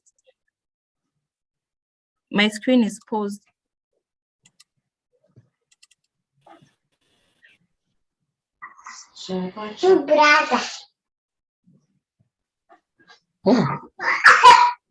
Ronald? Hi, Edna. Hello, Ronald. I'm not able to share the screen. My screen is paused. Let me stop sharing again. Okay. Okay, try again. Go to share.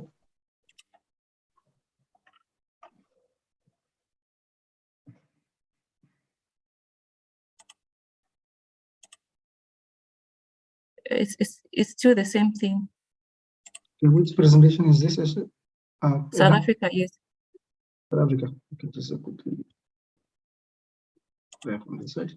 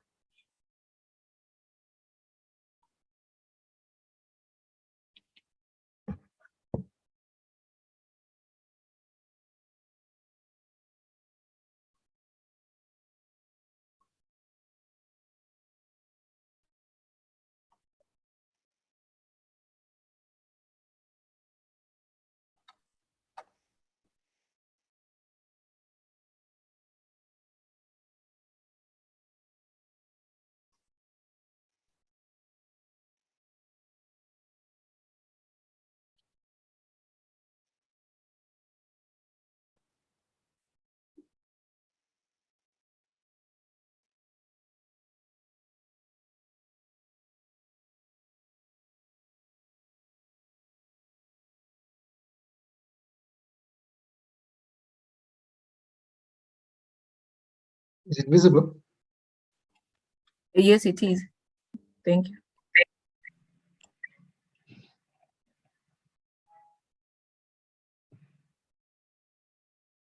Yeah, thank you. Okay, can I proceed, Honorable Chair? Yes, you may proceed. Thank you very much. I will still like request the honorable member who has assisted us now to proceed to slide 2.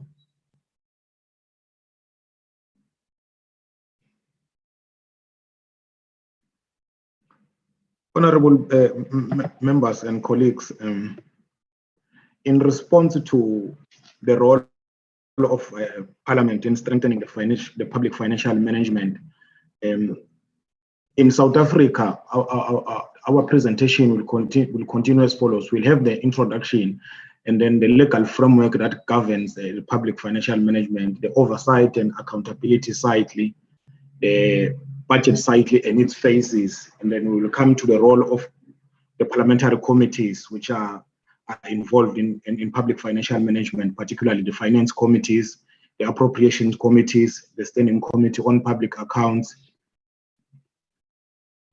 the standing committee on public accounts, the portfolio and sector committees, the Parliamentary Budget Office, its role, and then we'll conclude with giving some recommendations. Next slide, please.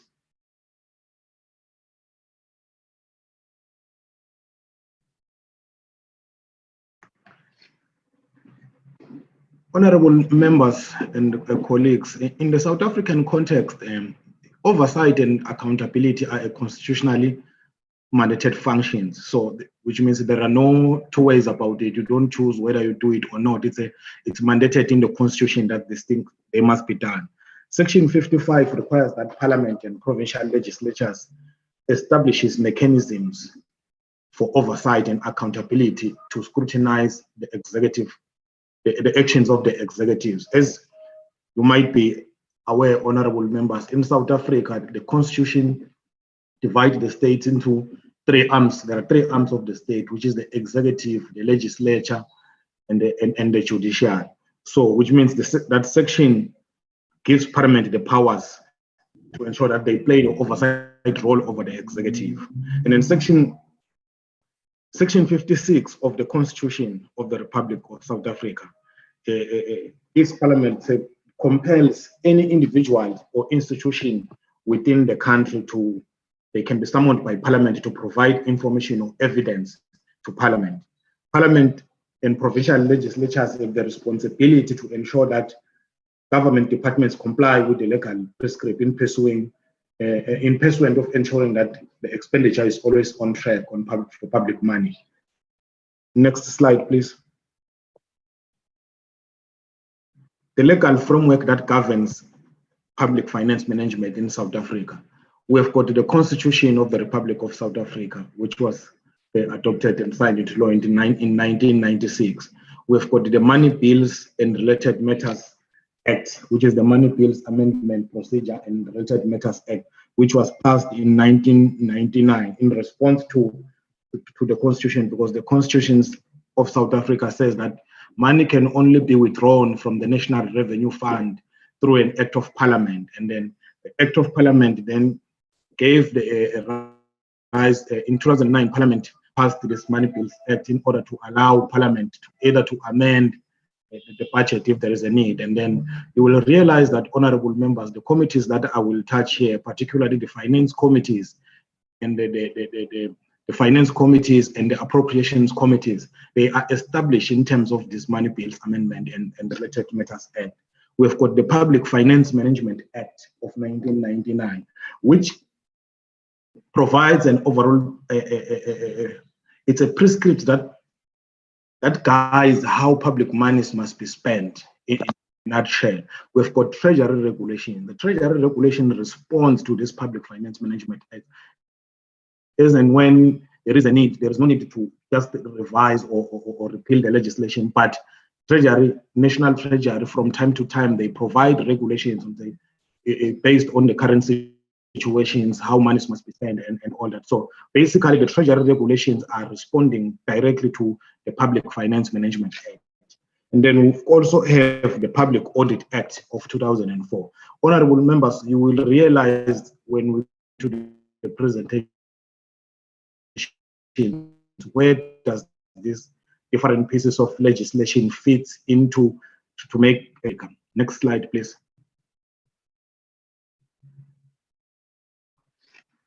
Honorable Chairperson, the oversight and accountability side in South Africa, it's divided into like 4 quarters. The financial year of South African government, it starts on the 1st of April of every year, and it ends on the 31st of March the following year.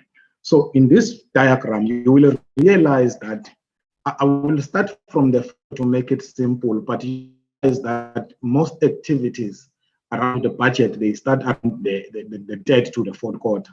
But I will start quarter. In the 1st quarter, honorable members, we're talking about the consideration of strategic plan and annual performance plans for departments. And then this is the time where the Minister of Finance tables the budget, and then the budget is tabled with the Division of Revenue, and tax law amendment bills, as well as the appropriations bill. And then in the first quarter, honorable members, as you see, it's from April, which means the first 3 months from April, May, and June. So this is where the Division of Revenue and the Appropriations Bill are processed in Parliament. And then in the second quarter, you'll see we're talking about the tabling of the annual reports. What happens here, honorable members, the Public Finance Management Act that I've just spoken to earlier, it gives government departments 5 months after the end of the financial year to table the annual reports to Parliament. And then which means if we are saying by the end of August, all the annual reports of government institutions and whether departments and public entities, they must be tabled and be processed in Parliament. And then in the third quarter of the financial year, honorable members, and then these things happen around October and November. We are talking about the consideration of the annual reports, which have now been tabled. And then committees also do what we call the budget review and recommendations report. Basically, they are reporting to Parliament, to the National Assembly, on the performance of the department, both the financial and the other non-financial performance information which are contained in the annual reports for Parliament to consider. Honorable members, this budget review and recommendations report, you will realize that when Parliament passes the budget following using the Money Bills Amendment, the Money Bills Act, Parliament is obligated by that act to consider the recommendations which have been made in that budget recommendations and review reports, which are done by committees. Each and every department has a committee in Parliament, and which means every year before the tabling of the medium-term budget, the Parliament must ensure that they review the performance of these institutions. Each committee submits this report to the House. It gets debated, it gets adopted, and the recommendations that are on that report, they have to be taken into consideration when Parliament passes the budget. Honorable members, I will not dwell much on this diagram, but you will see that whatever I'm explaining in this diagram, it will follow in the slides below. And then on the fourth quarter, honorable members, which is from January to March, to the end of March, that's when we have the State of the Nation address, then which is presented by the president, by the honorable president of the country. Basically, the State of the Nation address outlines the plans of government for that financial year, and then the State of the Nation address gets debated into the National Assembly. Honorable members, the State of the Nation address, it's a joint sitting of both houses, which is the National Assembly and the National Council of Provinces, and then it gets debated jointly. And then there is an introduction of the Division of Revenue Bill. The introduction of the Division of Revenue Bill, honorable members, and the Appropriations Bill are done immediately after the State of the Nation address. The Minister of Finance introduces it tables the budget in Parliament with these bills, which is the Appropriations Bill, the Division of Revenue Bills, and other tax law amendment bills. And then national departments and their entities, and after the budget has been tabled, honorable members, they table the annual performance plan, their strategic plan, and the annual performance plan, or to say, okay, how are they going to use the money that has been allocated for them to that financial year? Next slide, please.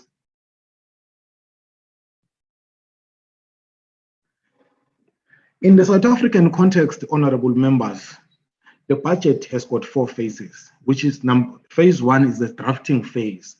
In the drafting phase, honorable members, this is purely done by the executive, which is done by the executive led by the Minister of Finance, which then later it gets tabled in Parliament. And then the second stage, honorable members, is the legislative phase, which is phase 2.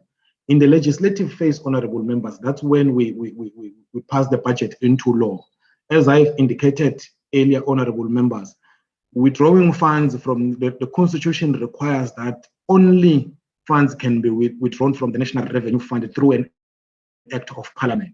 So when we deal with the Division of Revenue Bill, which is it's a Constitution Section 76 bill, which means it affects provinces, which means the Division of Revenue Bill, honorable members, it appropriates money between the 3 nationally raised revenue, between the 3 arms of the, not arms of the state, but between the level, which means from the national government to provincial government to the local spheres of government, within the 3 spheres. And then, honorable members, the third phase is the monitoring, the in-year monitoring of the budget, which means it is monitored through quarterly expenditure reports, which are submitted by the departments, but also by National Treasury through Section 32 of the PFMA. And then the fourth phase, honorable members, of the budget in South Africa is the auditing and the evaluation phase.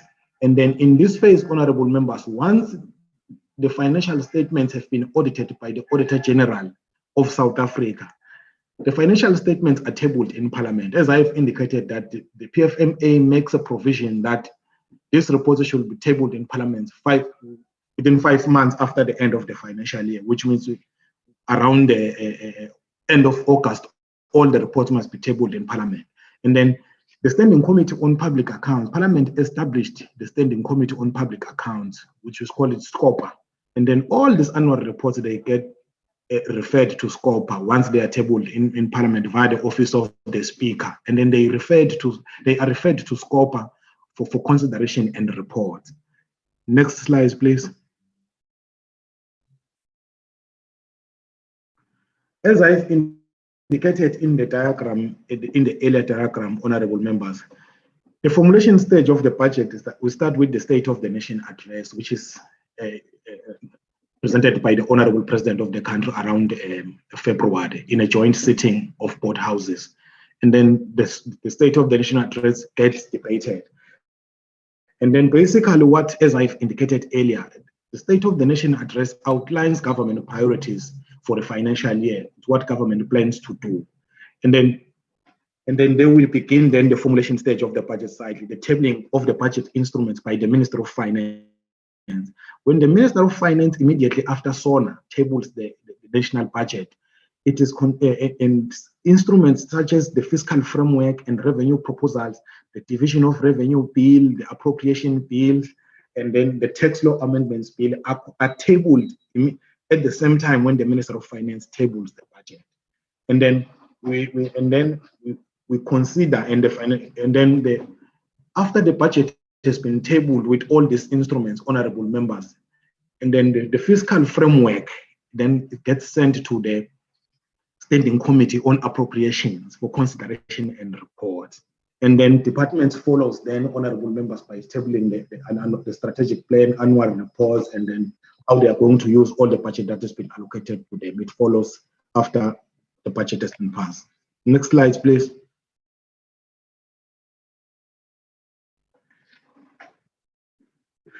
In Q1, honorable members, now we are in the new financial year.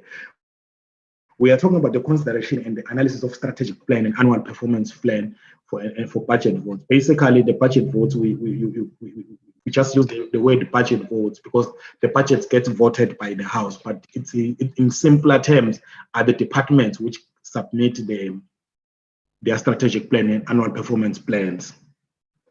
And then, honorable members, important documents which are considered by these government institutions when they table their annual performance plan, their strategic plan, and include the National Development Plan, which is the Vision 2020. The government of the Republic of South Africa adopted this long-term plan in 2012. Honorable members, it's a center, it's a pillar of government objectives, which means whatever government seeks to achieve by 2020, by 2030 is contained in that document. So when departments, each and every department and entity of government do their strategic planning and annual performance plan, they consider the government, the National Development Plan, and the medium-term strategic framework, honorable members, which is basically it is adopted every term of Parliament. And at the beginning of every term, that medium-term strategic framework gets adopted by government. But obviously, honorable members, this is a short to medium-term plan of government, but responding to what the National Development Plan seeks to achieve. We also consider the medium-term budget policy statement, which is the MTPPS, the United Nations Sustainable Development Goals, and the African Union Agenda 2063. So all those documents, honorable members, serves as a source document for each and every department when they are doing their planning in response to the budget that has been allocated And then we consider still in quarter one, we consider and then we finalize the division of revenue. As I said, it's a section 76 bill. And then we consider the strategic plan, annual performance plan, and then we consider also the appropriations bill, which is a section 77 bill, honorable members, in terms of the constitution, because it only allocates funds to the national departments. Whilst the division of revenue, as I said, it's a section 76 bill. What it does, it allocates funds, nationally collected revenue between the three spheres of government, which is the national, provincial, and the local government. Next slide, please. Mr. Magagula, if you may please quicken your presentation. You have 5 more minutes. Oh, okay. Okay. Next slide, please. Oh, okay. Sorry. The role of Parliament and the committees during the budget. We've got the Finance Committee, as I've said, honorable members. These are committees which are established in terms of the Money Bill Amendment Procedure and Related Matters Act. They consider the fiscal framework and revenue proposal, and then they report to the House. We've got the Appropriation Committee, which deals with the division of revenue, as I've explained what the division of revenue and the appropriation bill is. And the division of revenue, as I've said, it's a very important piece of national budget legislation because it allocates the resources which have been collected nationally amongst the three spheres of government. And then the money bills, there is that the division of revenue cannot be considered, honorable members, before the fiscal framework and the revenue proposals have been adopted by the House. Next slide, please. The fiscal framework and the revenue proposal, these are the activities of the finance committees. Honorable members, the finance committees, both houses have got finance committees. There is a standing committee on finance in the National Assembly, and there is a select committee on finance in the National Council of Provinces. Similar with the appropriations committees, we've got the appropriation committee of the National Assembly, and we've got the select committee on the National Council of Provinces. So how it works is, honorable members, once the finance committees have adopted their reports, and then it's been debated on the House, the reports then get sent to, in each of the bills that I've mentioned, they get like referred, we use the word refer, they are referred to the National Council of Provinces for their consideration and report as well. And then these processes are engaged upon as follows. In February, around February and March, we're dealing with the national budget. And then in October is the medium-term budget policy statement, around October and November. Throughout the year, honorable members, the Parliament it's processing the tax amendment, the tax amendment bills. However, honorable members, it's important to note that in that process, every process, Parliament is required to do what we call public participation, which means any member of the society or any organization, it's allowed to participate in these processes, either through submission, whether it's oral or written submission. Next slide, please. And then we've got the appropriations committees. In the first quarter, the appropriations committees, honorable members, deal with the division of revenue bill. Once the bill is tabled, it gets referred to the appropriation committee of the National Assembly.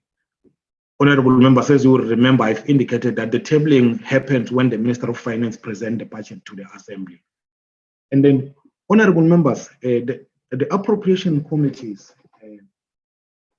they consider what we call the provincial mandate, because it's unlike what happens on the National Assembly.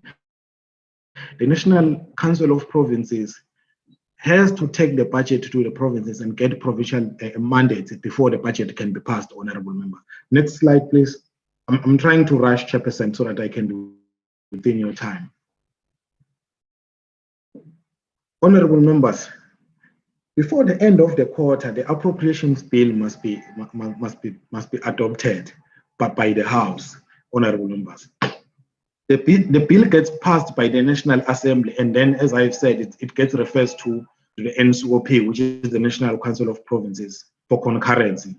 And then, honorable Parliament must pass the bill within 4 months, or whether with amendments or without amendments, honorable members. That's what the law requires.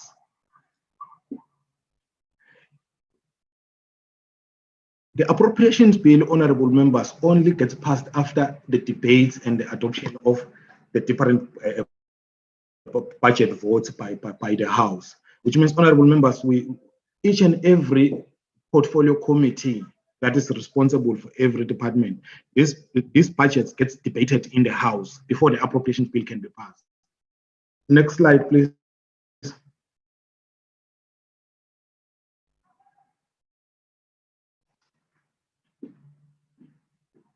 The money bills, honorable members, empowers committees to monitor expenditures throughout the year. Like I said, the Appropriations Committee and other committee monitor the government expenditure through the Section 32 reports, which are submitted by the National Treasury to Parliament each and every quarter.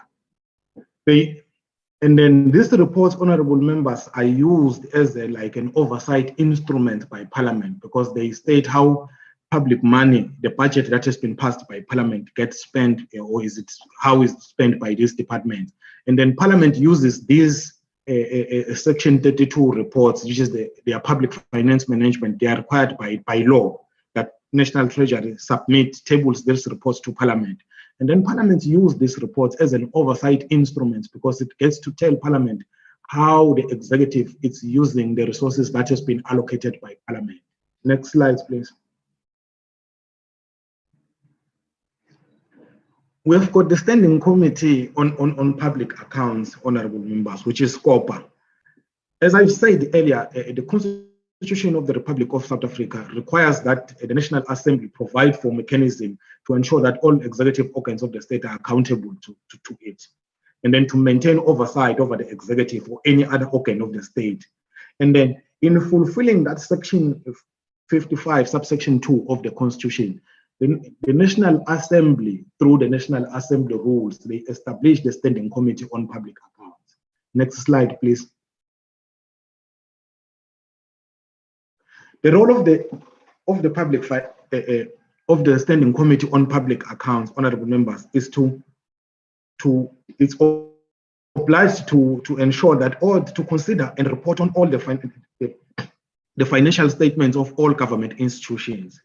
And then the Speaker of the National Assembly is obliged to refer all the financial statements which are tabled in Parliament 5 months after the end of the financial year to the Standing Committee on Public Accounts to consider and report to the House how departments have used the resources which have been allocated them in the previous financial year, honorable members.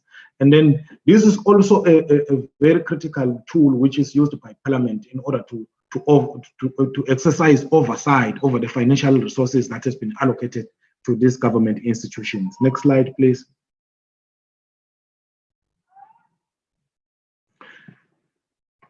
Honorable members, the role of other portfolio and sector committees of Parliament. During the legislation cycle of the budget, portfolio committees, as I've indicated earlier, they consider the strategic plans and the budget votes for their respective departments. As I've said, every government department and an entity has got a portfolio committee that it reports to in Parliament.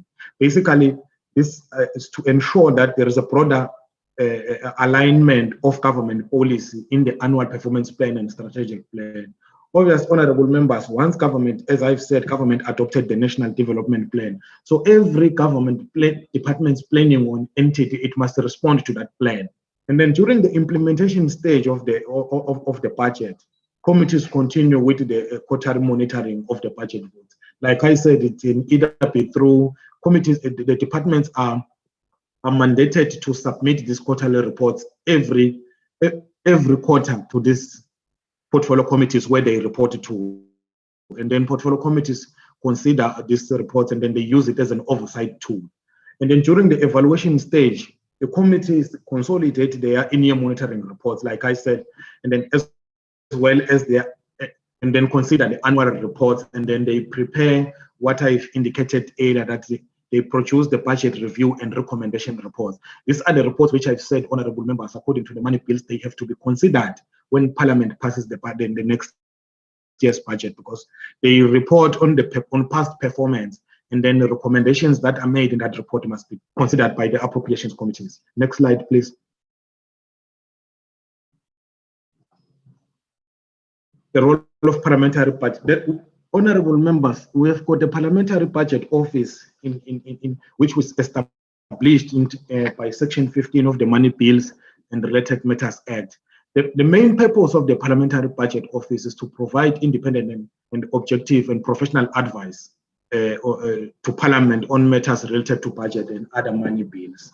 And then its core function is to support the implementation of the Money Bills Act by undertaking research and analysis, particularly for the Finance and Appropriations Committees.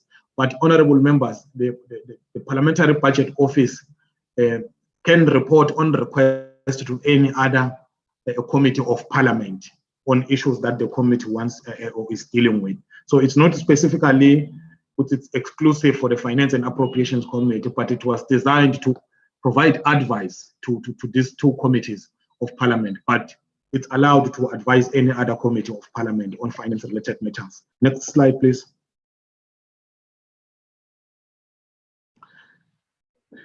I'm about to finish, Honorable Chair. On the recommendations that we are making, Honorable members, we feel that there is a need for a greater collaboration between the Finance and Appropriations Committees, SCOPA, and other portfolio committees in order to strengthen accountability. And then we also believe that there is a need for a greater collaboration between the anti-corruption agencies, the Auditor General of South Africa, and other oversight structures in order to enhance consequence management. We also recommend that there should be the use of social audit in conjunction with regulatory audits, which we believe it can enhance the oversight work of Parliament. We need also to build a stronger partnership with all other stakeholders, because oversight, honorable members, though it's a constitutional mandated function of Parliament, but if we collaborate with other stakeholders, it can make the work of Parliament easier and it can strengthen that work of Parliament. Next slide, please. We also recommend that Parliament should ensure that the department strategic plans are well scrutinized and are indeed in line with SMART principles.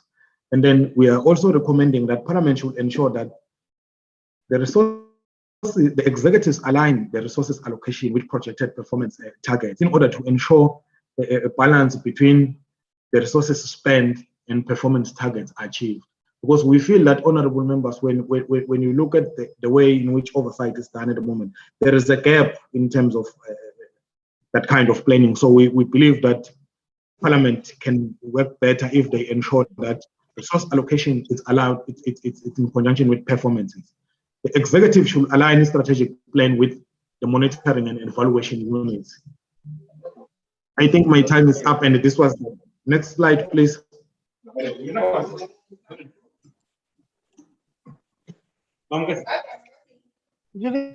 Next slide, please.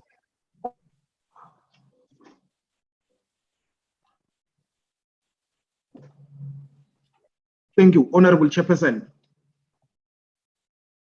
Thank you, Mr. Magagula, for that presentation, which was well elaborated, the oversight and accountability cycle in the South African scenario. In the interest of time, I will straight away proceed to the plenary session. I must mention that we're behind time by about 20 minutes. Before we open the plenary session, I recognize a hand from Honorable Peters. Honorable Peters, you may take the floor.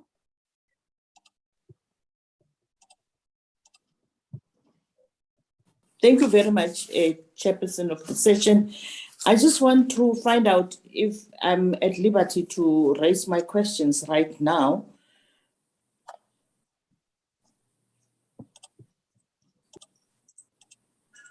Yes, you are, Honorable. This is actually the correct time to raise question. It is questions. It's now plenary time. Thank you very much, Chairperson. I just want to thank all the presenters, from the professor down to all the member states presenters. I have 2 or 3 questions to raise. The first one is to Zimbabwe with regard to public participation. But I also believe that this question can be answered by all the presenters. Is Parliament funding the public to enable their participation, especially the rural community, the women and other vulnerable communities like people with disabilities and people who are responsible for programs for children and the aged. And but also to all presenters, how do SADC parliaments enable public hearings under COVID-19 or in this new environment that is prevailing in our countries and globally? My question, another one related to Zimbabwe, Angola, and Madagascar. I have not heard whether their parliaments is empowered to change the budget. If they do, how do they cover the gaps in what they would propose as members of parliament? And lastly, have the SADC member states ever had a time when their budgets were not approved by their parliaments? What recourse did the government have in these situations? And I also want to find out if this ever led to a collapse of government, but also, is there equivalence of PBO and financial and fiscal commissions in the other member states which are supporting the parliamentary finance committees? Thank you very much, Chairperson, and thank you to all the presenters. Thank you. Thank you, Honorable Peters. I will allow Zimbabwe to respond to the questions that Honorable Peters has asked, and also allow the other presenters to comment on the questions which were directed to all presenters. If you may be brief. Oh, thank you. Thank you. I will respond to Honorable Peters' questions. Parliament of Zimbabwe doesn't finance the public to enable their participation, but what we do is we just advertise the venues and dates for our public engagements. Then in Parliament will go out to the people. People will gather at some area or at some hall, community hall, to air their views. And what we do is we provide information relating to what exactly are we looking for, and as well as information relating to what previous engagements resulted in, as in what people said previously, what was incorporated into the budget, what the budget says, or what the whatever we are consulting on says, so that we give that background information so that people can engage effectively and from an informed point of view. Community engagement also includes radio stations, TV channels, even online consultations that we have recently embraced. Then how can public hearings be held under COVID? For now, we are doing virtual hearings where we do online consultation using Zoom. We also go on radio. We also go on live on TV so that we can engage the public to hear their views. Then with regards to the issue of changing the budget, for us, like I said in my presentation, there is no provision in Zimbabwe that limits the powers of parliament to amend the budget. But however, amendment has been by way of shifting resources between spending units, ministries, departments, and agents rather than increasing or reducing the budget, because understandably, this is necessitated by the need to protect the balance between revenues and expenditure, as suggested by the executive, because an increase of expenditure has to be counterbalanced with the corresponding cut elsewhere to maintain that aggregate total. Thank you very much.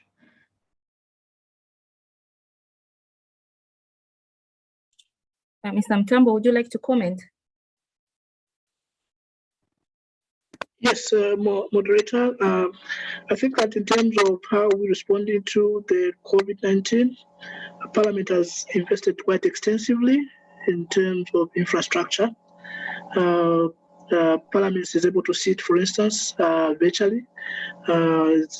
Witnesses or people who are supposed to appear before Parliament, stakeholders, have been able to make presentations before Parliament from their offices. So in terms of interaction with the people, that has been quite very smooth. We don't fund public hearings, but like Zimbabwe also, we do a lot of advancements in terms of where we are sitting, the issues that we are doing, the studies that we are undertaking. But also our radio, we've got a radio TV, Parliament. We're able to communicate to the masses using these different. These are owned by Parliament. So I think that in terms of relating with the people during this period of time, Parliament has been doing extensive very well because they're able to meet them in their homes where they are now because people are in their homes now. Thank you very much. Mr. Magagula, are you able to comment? Does Parliament have the power to approve, to change the budget? And in an event that Parliament does not change, what are the implications? Thank you very much, Honorable Chairperson. The Money Bills Amendment Procedure and Related Matters Act gives Parliament the power to amend the budget that has been tabled in Parliament. However, in amending the budget, also the money bills compels Parliament to remain within the adopted fiscal framework, which means even if we have to amend the budget, we should not change the overall picture of government finances as outlined and contained in the fiscal framework that gets adopted by Parliament. Yes, Parliament of the Republic of South Africa has the power to amend, reject altogether the budget that has been tabled before it. But it has not done so, honorable members, since the promulgation of the Act. We have never exercised that power that has been given to us by the Act. But yes, we do have that power. Public participation. The Parliament of the Republic of South Africa does fund public participation in some way. For an example, honorable members, as you know, in South Africa, we've got 9 provinces. If there is a matter that's going to be discussed in Parliament, just pre-COVID, honorable members, if there is a matter that needs to be discussed in Parliament and there is a member of the public or of the society who, upon request, wants to attend in person and cannot afford to whether to fly or to come to Parliament, which is in Cape Town, yes, Parliament does provide funding for that. That honorable member of the public, it gets whether the transport cost and accommodation cost to Parliament, it does that. But we don't have many requests in that regard. But yes, Parliament does that if there is a need. And when the need arises, we do that. We fund public participation. But like as the Zimbabwe has said, we also rely more on advertisement. We advertise, and in most cases, you realize that the people who participate are the people who can afford. But yes, we do that. But Parliament also, honorable members, does go to the public itself through various committees to engage with the public on issues of public interest. So in COVID-19, Honorable Peters, I will just be quick. We are also using the visual platforms, honorable members, to prevent the spread of the coronavirus pandemic. So far, we are still using the visual platform. We have not went back to the normal way of doing things. Although I've seen honorable Peters, the members are allowed, but there is a certain number that is even allowed on the chamber when there are debates or so. But we have not fully went back to the normal ways of doing things. We're still using the platforms. Thank you, Honorable Chair. Honorable George Augusto, I recognize your hand. You may proceed and make your comment.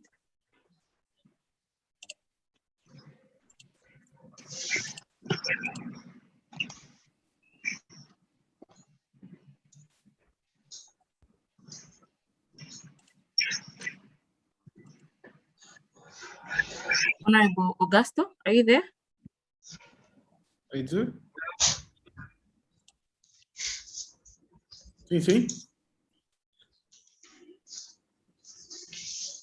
Mas, de facto, o Parlamento angolano tem atribuições de mudar o Orçamento Geral do Estado. Tem essas atribuições, mas essas atribuições são limitadas.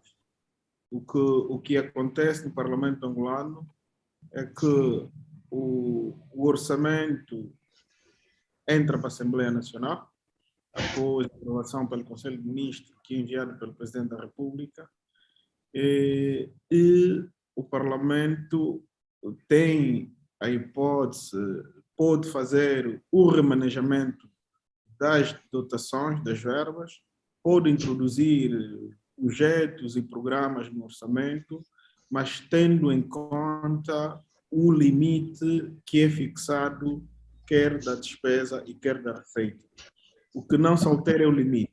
O governo define que o orçamento tem um budget, por exemplo, de 15 milhões de dólares, e são os 15 milhões de dólares, mas nós internamente conseguimos fazer esse remanejamento, tirando inclusive despesas de uma certa rúbrica que o Executivo propôs para reforçar uma outra rúbrica. Mas isso é feito antes em consulta. O Parlamento tem os seus parceiros sociais, que são ouvidos em todas as comissões de trabalho, em função das preocupações, daquilo que são as prioridades que remetem ao Parlamento, às comissões de especialidade, e aí depois fizemos esse remanejamento. Também, assim, ainda ouvimos as diversas unidades orçamentais, os departamentos ministeriais, os governos provinciais e outras unidades orçamentais, tal como os órgãos de soberania, como os tribunais também são ouvidos em função do orçamento. Em função de toda esta análise, aí depois sim, o Parlamento, sob condução da economia, da Comissão de Economia e Finanças, que é a comissão especializada em razão da matéria, no caso, é que faz este remanejamento em função daquilo que foram as preocupações apresentadas pelos parceiros sociais e pelas unidades orgânicas. Eu também gostaria, não sei se é oportuno, queria colocar aqui uma questão que foi muito bem exposta pelo nosso colega, nosso camarada da África do Sul, Cifiso, quando esteve a explicar as fases do orçamento, na última fase, que é a fase de auditoria e avaliação, falou do Comitê Permanente das Contas Públicas. De facto, chamou-me atenção, e gostaria de ouvi-lo e compreender bem qual é a função deste comitê na Assembleia Nacional da África do Sul, como é que este comitê funciona, quais são as atribuições do comitê e que subsídios esse comitê produz para a Assembleia Nacional quanto aos orçamentos. De facto, o nome é muito sugestivo. E outra questão também que foi levantada, que acho também muito pertinente em compreender e gerou-nos alguma curiosidade, é quanto o Gabinete de Orçamento da Assembleia Nacional. Percebi que o Gabinete de Orçamento da Assembleia Nacional da África do Sul produz informações, faz estudo, faz pesquisas, inclusive. Gostaria de ver até que ponto os deputados conseguem absorver esta informação financeira que é sensível e é muito importante para as tomadas de decisões quanto aos orçamentos. Obrigado.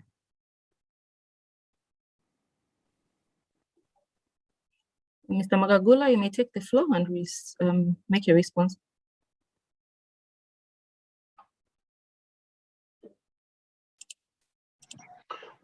Honorable Chairperson, my sincere apology. I didn't get the questions, but I heard my name was called. Can you please assist me, please, Chairperson?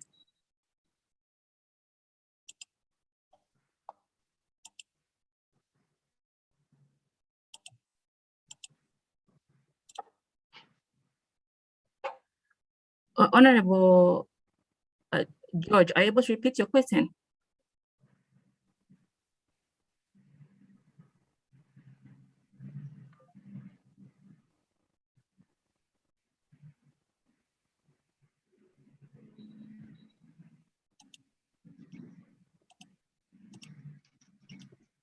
Honorable Augusto, are you able to repeat your question?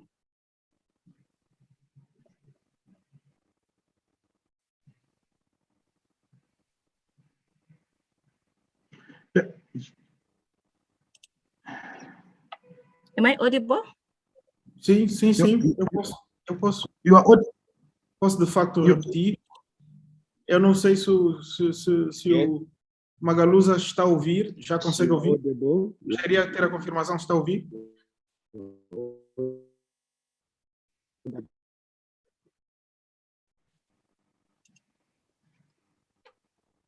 Tenho a confirmação que está-me a ouvir. O Magalusa está a ouvir? Mr. Magagula, able to hear Honorable Augusto now?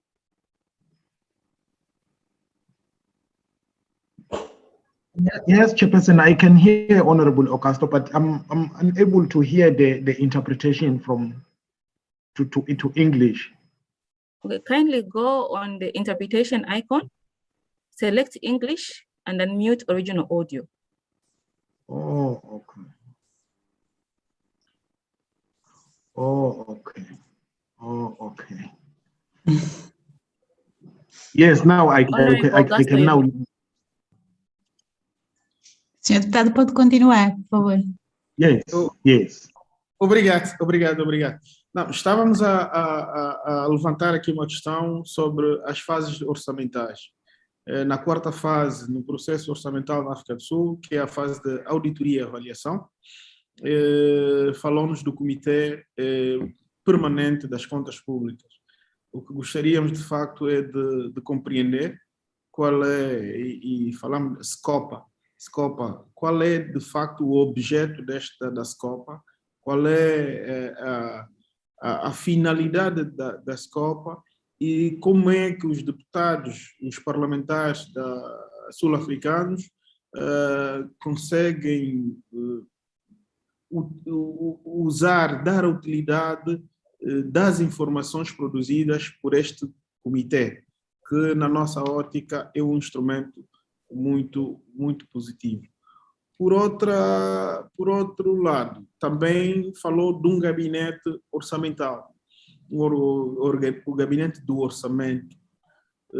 Chamou-nos a atenção, de facto, este gabinete e disse-nos que produz informações, que inclusive fazem pesquisas. Gostaríamos de saber como é que esta informação é trabalhada e é consumida pelos deputados do gabinete orçamental. E que vantagens existem das informações, quer da SCOPA e do gabinete orçamental, para os deputados na tomada de decisão quanto orçamento.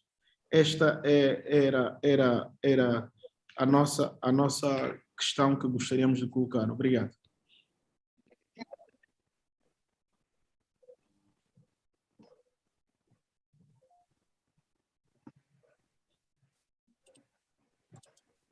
Mr. Sifiso, you may go ahead. Thank you very much, Honorable Chairperson. I will start with the Public Accounts Committee, the Standing Committee on Public Accounts, and how it functions. In a simple way, once the financial statements have been audited by the Auditor General of South Africa, and then they get tabled in Parliament for consideration and report, the Speaker of the National Assembly refers all the annual reports of government institutions to the Standing Committee on Public Accounts for consideration and report. Basically, what SCOPA does, they scrutinize all the financial statements of these institutions of government, and then they write reports to Parliament. What happens is SCOPA chooses, in cases where there are irregularities, for an example, or the contravention of the Public Finance Management Act, which is the PFMA, SCOPA can choose to call any of these institutions as it wishes to come and account for how the resources that have been appropriated by Parliament have been spent by this institution. And the SCOPA in the annual financial statements, they rely mostly on the report of the Auditor General of South Africa to say how these parliamentary allocated resources have been spent by this institution. In case where there are contraventions with the law or the requirements of the Public Finance Management Act and Treasury regulations, the accounting officer of that institution, SCOPA invites or someone, if you can call it, because we've got the powers to summon anyone. But if you don't summon anyone if that person didn't decline the request to come and account. So basically what SCOPA does, they call all these institutions to account for all the contraventions that have been picked out by the Auditor General. And then SCOPA ultimately report to the House, which is the National Assembly. Honorable members, like I said, in collaboration with all the other agencies, the anti-corruption agencies, SCOPA also work closely with the anti-corruption agencies, whether you call it the Hawks or usually they usually, when things were normal, they come to the committee, the anti-corruption agencies, while the committee is sitting. Where there are issues of, like, for an example, corruption, then which means the anti-corruption agencies, as mandated by their respective legislation, they have to act on that. But SCOPA, what it does, it's for people to account for their actions in terms of how they used the resources that have been appropriated by Parliament. And then Parliament can make a decision after, because SCOPA tables the report in the National Assembly. But secondly, on the second part of the question, the Parliamentary Budget Office, like I've indicated, Honorable Chair, they are providing an independent professional advice on any finance-related matters to the Standing Committee on Appropriation. Basically, it is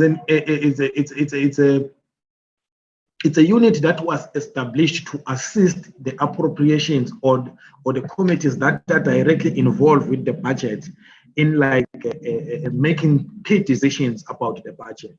What they do is, for an example, when the Minister of Finance tables the budget in Parliament with the Division of Revenue that I've highlighted earlier, the Appropriations Bill that I've highlighted earlier, and the tax amendment, law amendment bills, what the Parliamentary Budget Office does is that they evaluate the budget, make their independent analysis, and then they come and present to the committee, whether it's the Committee on Appropriation and Finance, on what they think about the budget or what's their view about the budget that has been tabled, either any of the bills, like I said, whether it's the Appropriations Bill or the Division of Revenue Bill.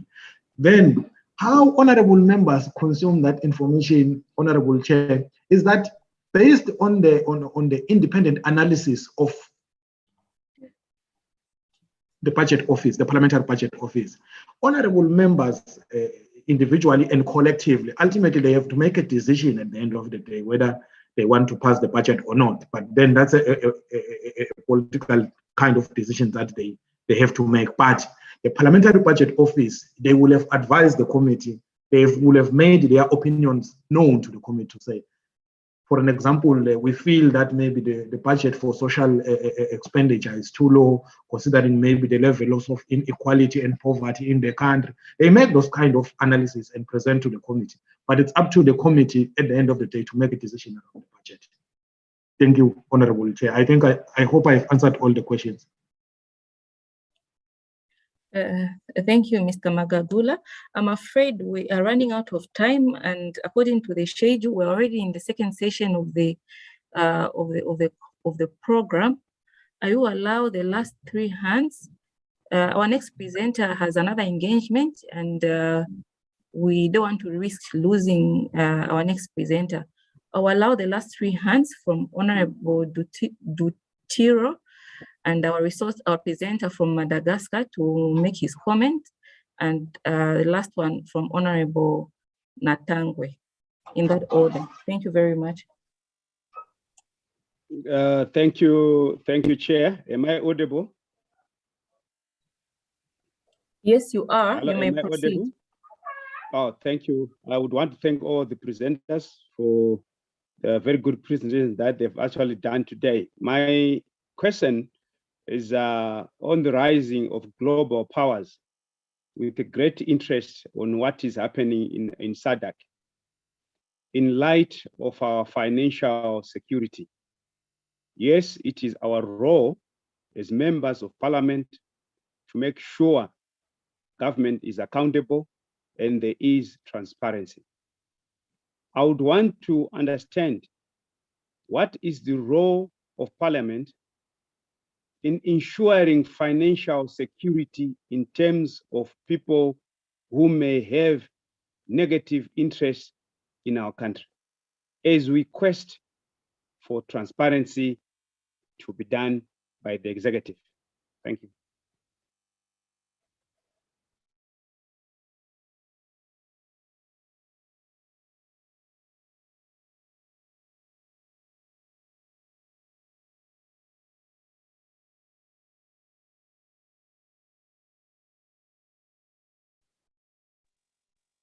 Hello? Yes, you may proceed, Honorable. You want me to repeat the question? Oh, you just made your presentation. Honorable Nantango, you may proceed. Sorry about that. Thank you. Thank you very much, Chair. And let me congratulate yourself for chairing this meeting, very successful. I will want to contribute, just to intervene, just in very short. I'm impressed by the country that engaging publics in the budget preparations. It's very it's a very good thing and encouraging. So I'm urging all other countries to do the same if we are not doing it, and especially Zimbabwe, you are doing very well. And my last contributions, it's on the power that we are having, whether we have the power to stop the budget or not. Let me give one simple example, that our traffic officers, law enforcement officers, they have the power and the right to stop any citizens if you are overspeeding at a certain road that has limited speed. But because they have the power, they don't just stop people left, right, and center. So equally, as members of parliament, if the budget is well crafted and it speaks to the needs of the people, even though we have the power to stop the budget, why should we stop the budget? We shouldn't stop the budget and sabotage our own country. No, we shouldn't do that. When we see that the budget is well crafted, let's allow the budget to go or to pass. Of course, the budget can be passed with few amendments, or countries can introduce what we call a midterm budget. When you see that this year's budget was not properly crafted and so on, instead of sabotaging the country, during the midterm budget, we then shift the resources to other strategic areas in order for the budget to speak to the country. Thank you very much. Thank you very much. I'll allow a resource person from Madagascar to make his comments before any of the presenters, Zimbabwe, Zambia, Madagascar, South Africa, or Angola, to respond to Honorable Duturo's question. Thank you.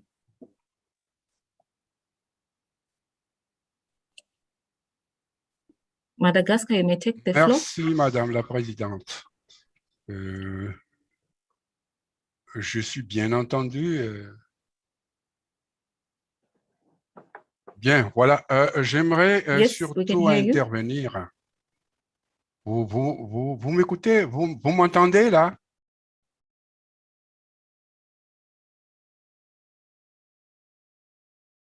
D'accord. Merci beaucoup, Madame la Présidente, chers collègues honorables. Merci beaucoup. Madame la Présidente, chers collègues, j'aimerais surtout intervenir par rapport au fait que est-ce que le Parlement peut changer le budget, la loi de finances. Pour le cas de Madagascar, il y a, j'ai déjà un peu parlé de la loi de finances rectificative. On peut rectifier le budget par rapport à certains impératifs du moment, de l'instant. Par exemple, lorsque Au mois de janvier, le Covid n'était pas encore là. On avait une loi de finances initiale qui ne tenait pas compte de ça. Et après, on a changé, on a rectifié le budget pour pouvoir faire face au problème du Covid. Donc, on a fait une loi de finances rectificative. On a rectifié le budget et on est réparti sur un nouveau budget rectifié. Donc le Parlement, par rapport aux circonstances ou à la situation du moment, peut rectifier le budget. Voilà la première chose. La deuxième chose, c'est la participation du public. C'est-à-dire, est-ce que le public intervient directement dans la formulation, la conception du budget? Oui, oui. Les députés sont là justement pour écouter la voix du peuple, pour écouter leurs sollicitations, leurs demandes, leurs besoins, qui va être par la suite transformé en budget à travers les différents comptes du budget et qui va être débattu dans un premier temps au niveau de la commission des finances et puis en séance plénière par la suite. Donc, indirectement, je dirais indirectement, le public intervient dans la conception de ce budget. Le public intervient aussi même dans la mise en œuvre, l'exécution budgétaire. Lorsque ça ne va pas très bien, comment l'exécutif gère ce budget, est-ce que c'est bien géré, est-ce que ça correspond, ça répond à leurs attentes. Ils peuvent, à travers les députés, les parlementaires, intervenir dans la phase d'exécution du budget. Je tiens particulièrement à remercier l'honorable de l'Afrique du Sud, là. C'est très bien expliqué, là, le système SCOPA. C'est à peu près comme ici à Madagascar. Ici, on a le Cour du compte. D'ailleurs, pour les pays francophones membres de la SADC, tout le monde connaît comment fonctionne la Cour des comptes. Et actuellement, il y a d'autres systèmes qui renforcent les constats, les audits de la Cour des comptes, comme à Madagascar, le BIANCO, le Bureau indépendant anticorruption. Il y a l'inspection générale de l'État qui travaille aussi dans ce sens. Donc, je crois que le plus important, je crois qu'on doit prendre l'exemple sur l'Afrique du Sud pour aller un peu plus loin parce qu'ils font des recherches à partir des constats. Là, c'est mieux. Et c'est à partir de là qu'on peut avoir quelque chose de beaucoup plus réaliste, beaucoup plus consistant dans le cycle suivant du budget. Donc, voilà, c'est sur ce point que j'aimerais bien intervenir. Merci, Madame la Présidente.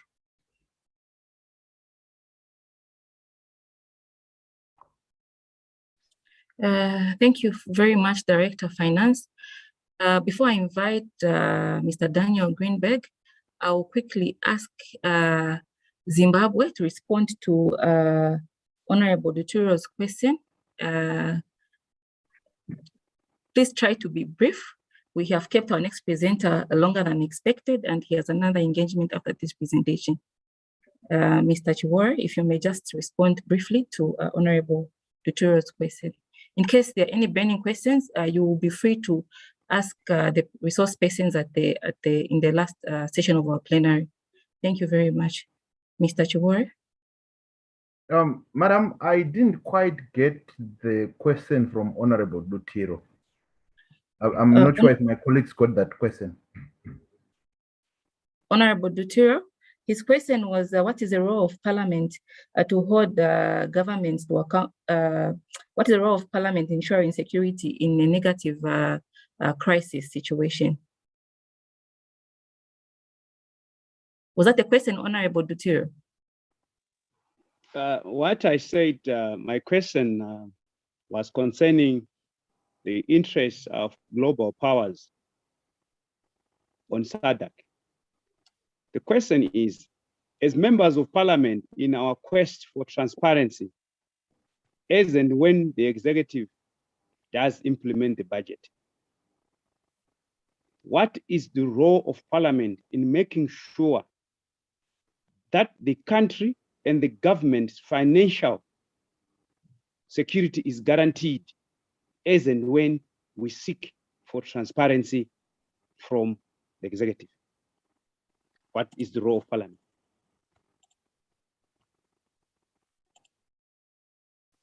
Right. If I got you well, I think in the Zimbabwean context, the role of Parliament to secure transparency of resources is well articulated in the Constitution. So what Parliament does is to, firstly, they have the power of the purse, but also no resources can be expended from the Consolidated Revenue Fund without parliamentary approval. So in that way, they secure the resources of the country, and everything that is then expended from the Consolidated Revenue Fund has to be approved and has to be reported to the citizens. So in that way, we are trying to secure transparency of national resources. And I'm not sure if I've answered you, but Chair, while I still have the floor, there was a question on what happens if there is failure to pass the national budget by Honorable Member, Honorable Peters. If in Zimbabwe context, if we fail to pass the national budget, the President is authorized by the Section 143 to dissolve Parliament if they fail to unreasonably fail to pass the budget. But however, if they raise reservations which are valid, then Minister of Finance can accede to the request of Parliament and amend the budget accordingly. But however, if the Parliament is then dissolved for unreasonably failing to pass the budget, then the country will run by a warranty where the President can authorize withdrawal funds from the Consolidated Revenue Fund up to a limit of 1/3 of the previous year resources that were raised in terms of revenue. Thank you. I'm not sure if I've answered Honorable Dutiro's question well. My colleagues can also attempt to answer that. Thank you. Thank you very much, Mr. Chibore. I hope Honorable Dutiro is satisfied with that response.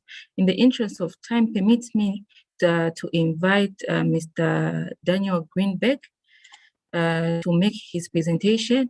By way of introduction, Mr. Greenberg is a lawyer specializing in legislation and the legislative process. He serves as counsel for domestic legislation in the House of Commons and as a general editor of Westlaw UK Annotated Statutes and Topics Encyclopedia. He has drafting training and advisory practice for primary and subordinate legislation in the UK. He holds various academic appointments and is an advisory board member of the Thomas Reuters program. Mr. Greenberg, you may take the floor, and I wish to apologize unreservedly for having kept you waiting way longer than you were scheduled to make your presentation. And on behalf of the SADC Parliamentary Forum, we convey our deepest condolences to you on the loss of your father on Friday. And we're deeply moved that you could join us this afternoon, despite what you're going through. You may take the floor. Thank you very much. Madam Chair, Madam President, honourable delegates, yes, I would not in normal circumstances be undertaking work at the moment because we're in the mourning period for my father. but my father very much taught us not to let people down, and it is therefore very much in his memory that I'm pleased to be here and not leave you with a gap in your program. Can someone nod if you can hear me? Can you hear me okay? Can I be heard okay? Yes, we can hear you. Lovely, thank you. I'm going to talk about the fundamental underpinnings of the model law that is presently in preparation by the Parliamentary Forum, the model law relating to public financial management. And I'm going to talk about the following 7 aspects of the preparations of the model law. I will speak as invited just for 20 minutes and then very happy to take questions. I will talk about principles, parameters, penetration, powers, people, parliament, and finally, the public. Principles. One of the main reasons why a model law will, I believe, be helpful for all jurisdictions in the Southern Africa region is that details do not need to be aligned. Fundamental principles do. There needs to be an understanding amongst jurisdictions that wish to be able to work together. What are the fundamental principles and values that underpin good public financial management? And mostly we can all agree and articulate the fundamental principles that require to be reflected in the individual laws of the individual jurisdictions. In particular, we can all understand accountability, transparency, and modernity. Accountability in the sense of the relationship between government and parliament, the people and parliament, the people and government. Transparency, without which many of the anti-corruption programs, which are so important in jurisdictions around the world, cannot work without a degree of transparency encoded into the public financial management systems. And finally, modernity. Jurisdictions need to know that they are reflecting best international practice. Stagnation, the problem with statute is it is by definition, it is a stagnant mode, and it requires constant challenge and refreshing by comparison with other international jurisdictions to be ensured that it is keeping in touch with modern trends and modern needs. Let me give you one example. Cryptocurrencies. Cryptocurrencies are now developing. They are increasingly likely to be issued by national central banks. Whether they're not,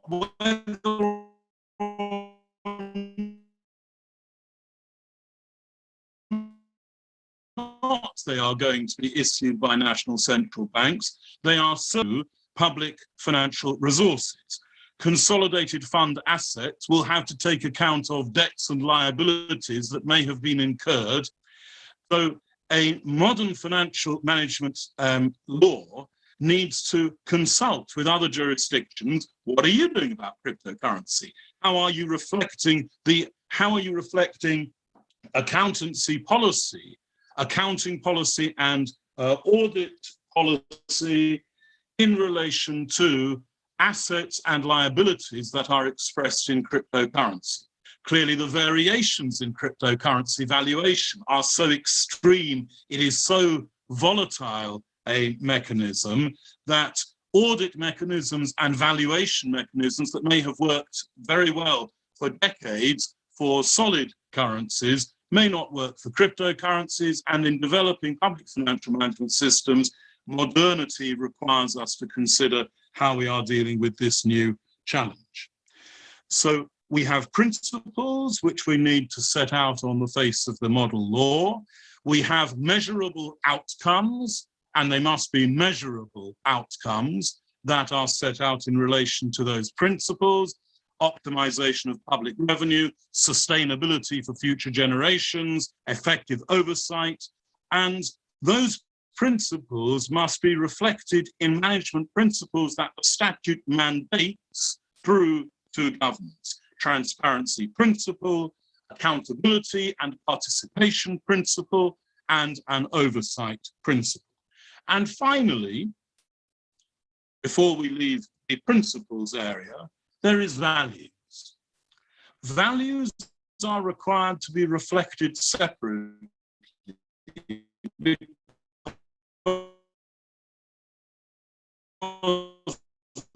they are not principles. They are what under impartiality. Professionals that the courts must regulation in the model law, the courts must be given permission to look for these values in the implementation and operation of the principles set out on the face of the model law. So much for values and principles. I move now to parameters. And I have a couple of things to say about the parameters of the model law. Constitutions of different jurisdictions will vary as to which parts of public financial management practice they encode into their constitution. And clearly, the model law needs to be flexible enough to accommodate a different degree of detail and technicality in different constitutions. So we are presently proposing to deal with this by having the model law set out the principles of financial management in relation to, for example, procurement, supply, debt, certain anti-corruption issues, and the principal components of the parliamentary and government authorities. Now, some of that may, in some cases, be overlaid already by a jurisdiction's constitution. And where that is the case, it should not be difficult for the relevant constitution, for the relevant jurisdiction, to omit from its implementation of the model law those passages which are already amply covered by its constitution or indeed by other public financial statutes.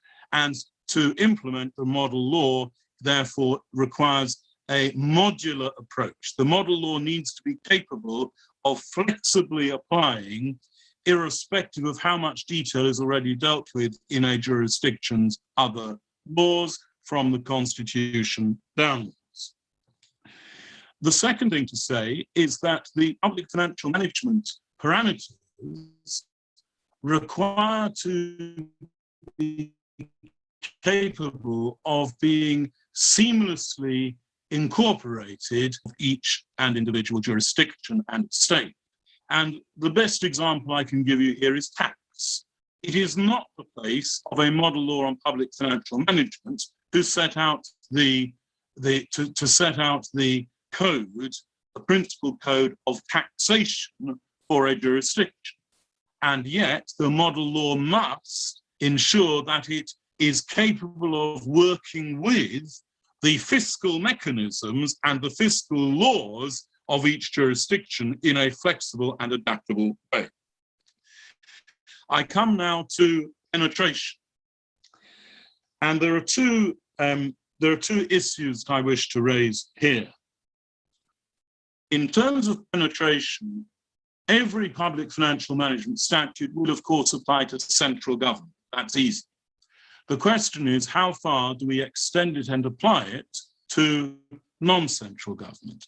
By which, firstly, we mean local government, local and regional government, and secondly, we mean state-controlled entities that may be wholly or partly private entities in their incorporation, but which are holding public assets or which are incurring public liabilities. And I think the fundamental policy underpinning the model law is to recognize that, while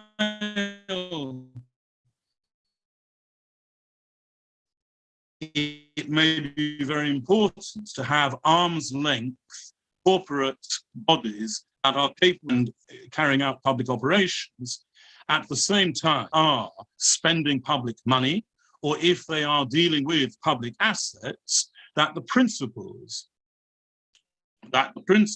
of public financial management apply equally to those state-owned enterprises or enterprises in which the state has an interest. Local authorities, again, the public financial management principles need to be reflected in the way in which local authorities operate, if and insofar as those local authorities are funded ultimately out of the primary consolidated fund, because otherwise financial instability in the local authorities feeds back into financial instability in the central authorities. Powers. It is very important, obviously, that the public financial management model law will encode within it sufficient powers of enforcement to ensure effective implementation. And powers in this case has to include criminal offences where necessary, so that although one hopes it will be rare, if ever, that those responsible for public financial management will incur personal criminal liability, that has to be an option to underpin rigorous and effective implementation, because without it, there is always the danger that public bodies and public officials will not see the same urgency of compliance. So there must be a criminal possibility, but more than that, in addition to criminal possibility, there must be an effective and rigorous civil penalty regime. For example, for tracing assets where there is misuse of government funds, we must have a proper mechanism for tracing them and recovering them. Where there are issues around powers and duties being imposed on components of central government, we must be satisfied that those powers and duties are coupled with administrative law enforcement mechanisms that can be made, by which they can be made to work effectively. So the powers that are linked to the model law need again to be flexible enough to sound properly in each jurisdiction that might adopt it, and they need to be effective in each jurisdiction, both in administrative law and ultimately in criminal law. Now I move to people.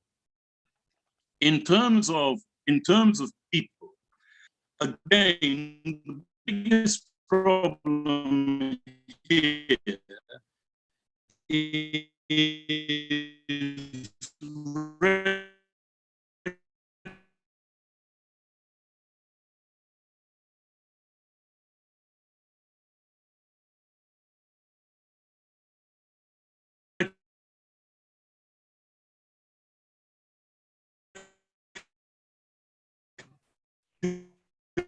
recognizing that there are different mechanisms for different jurisdictions. For example, the role of the Treasury is expressed in some constitutions at a very great level of detail.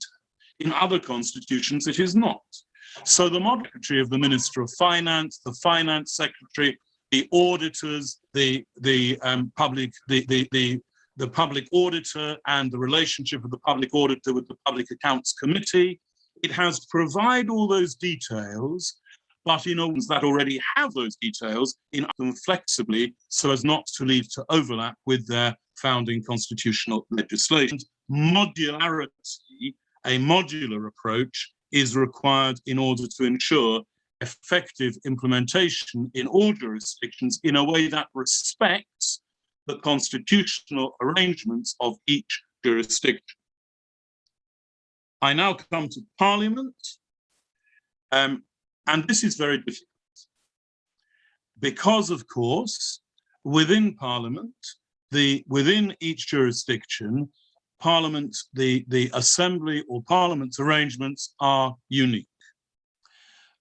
every jurisdiction makes its own unique arrangements. And it is very important that the model law does not imply any particular set of arrangements or appear to interfere with parliamentary independence.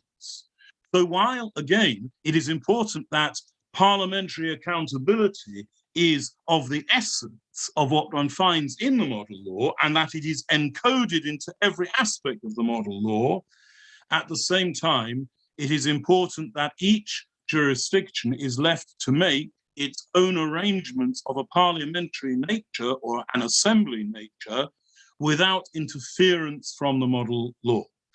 This can be done partly by expressing on the face of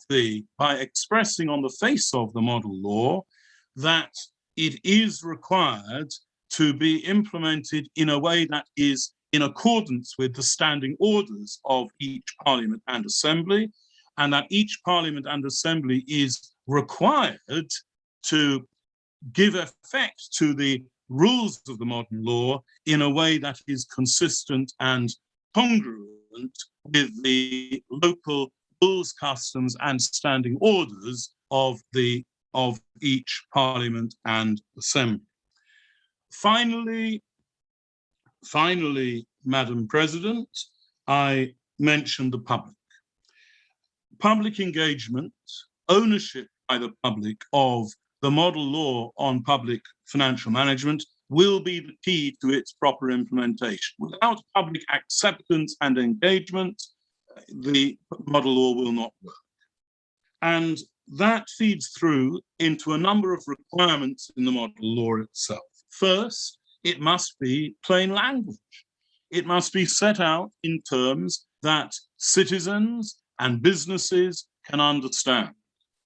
It must be set out in a way that reflects readability, that allows adaptation into different languages and cultures in an appropriate way by way of local language versions of the English prime text.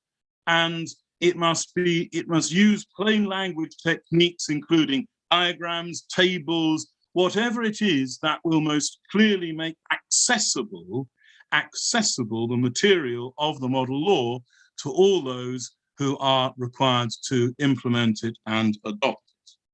Explanatory notes will be a very key part for bridging the gap between those who enact the model law and those who are required in the public to engage with it and own it and adopt it.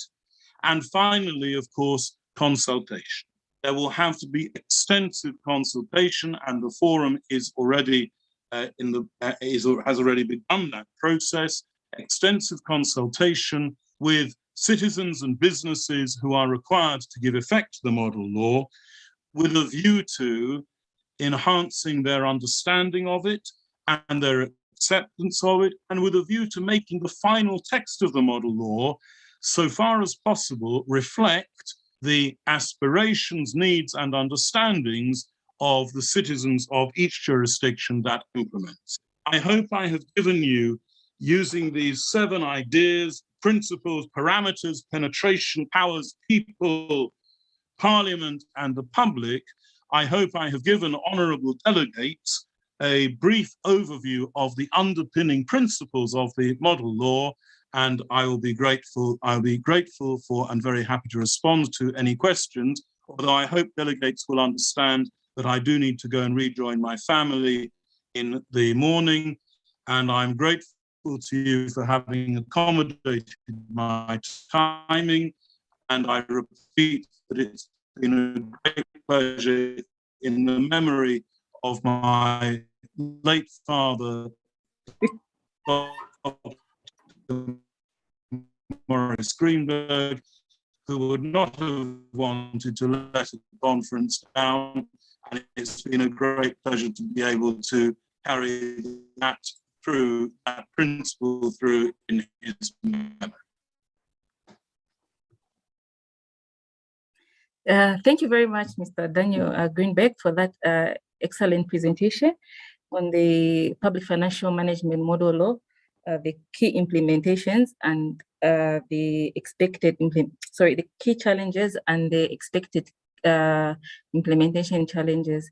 I'll allow honorable members to engage you in form of questions and clarification. And we have 15 minutes for this session. We don't intend to keep you longer than the time allocated, and we'll allow you to exit the meeting to join your family in morning. Honorable members, the floor is open. I can already recognize a hand from Honorable Maria Joaquina, as well as Honorable George Augusto. In that order, you may proceed to engage the presenter. Honorable Maria, I call upon you.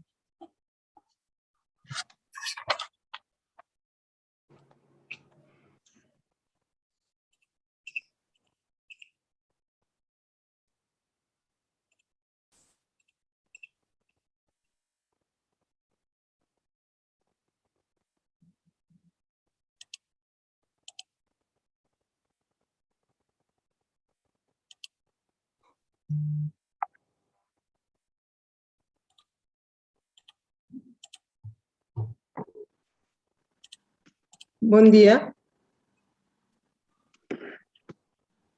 Bom dia a todos os panelistas. We can hear you, Honorable. You may proceed. Hello? Honorable, we can hear you. You may proceed, Honorable. Are you able to hear us? You are muted, Honorable.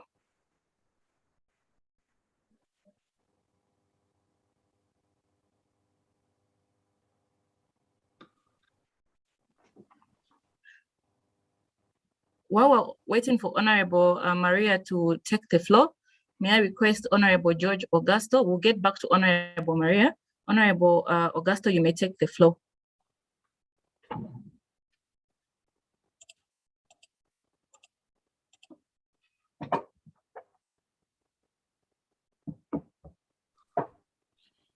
Muito obrigado. Gostaria de primeiro agradecer aí o nosso preletor Daniel, que de facto fez-nos aí uma resenha muito importante, e gostaríamos desde já nos juntar a essa solidariedade pelo passamento físico do seu pai. É um momento extremamente difícil, é um momento de angústia, mas temos a certeza que em prol da organização, em prol da melhoria da gestão das finanças públicas, faz esse esforço extraordinário para poder nos contemplar com essa apresentação. No fundo, era exatamente para nos juntar, em nome do Parlamento angolano, as nossas condolências e saúde e paz. Isto é que a gente deseja. Obrigado.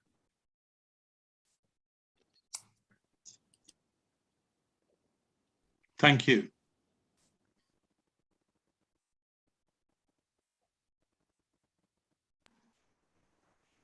Bom dia a todos os panelistas.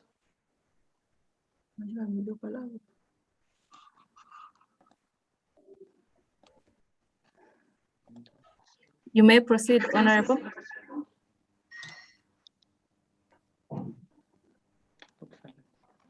Bom dia a todos os panelistas. Estão me a ouvir?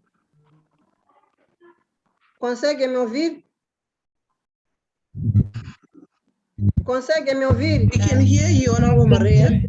We can hear you. Sim, estamos a ouvir, deputada Maria, estamos a ouvir. Bom dia a todos os panelistas. Quero primeiro agradecer esta oportunidade de estar a participar neste fórum.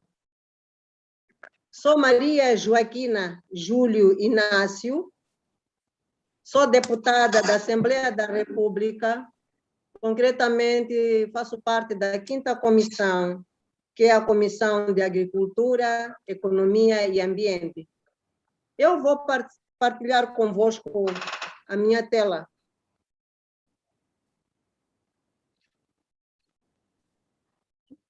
Sorry for the interruption. Honorable, Mr.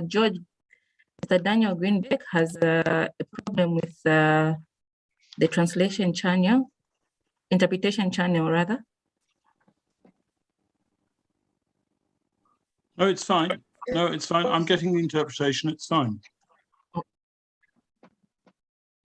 Oh, okay, you may proceed, Honorable. Sorry for the interruption. Conseguem visualizar minha tela? Yeah.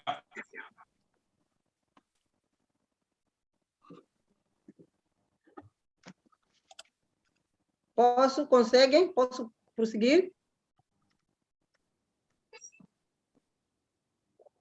Yes, yes. Alô?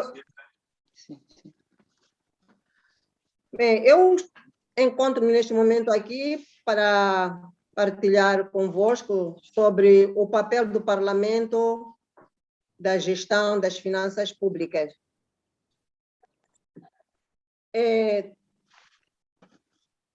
O Estado sempre necessitou e sempre vai necessitar de meios para a satisfação das necessidades coletivas, tais como educação, saúde, segurança, estrada. Para tal, o Estado necessita de meios financeiros, razão pela qual há necessidade de se fiscalizar a gestão das finanças públicas.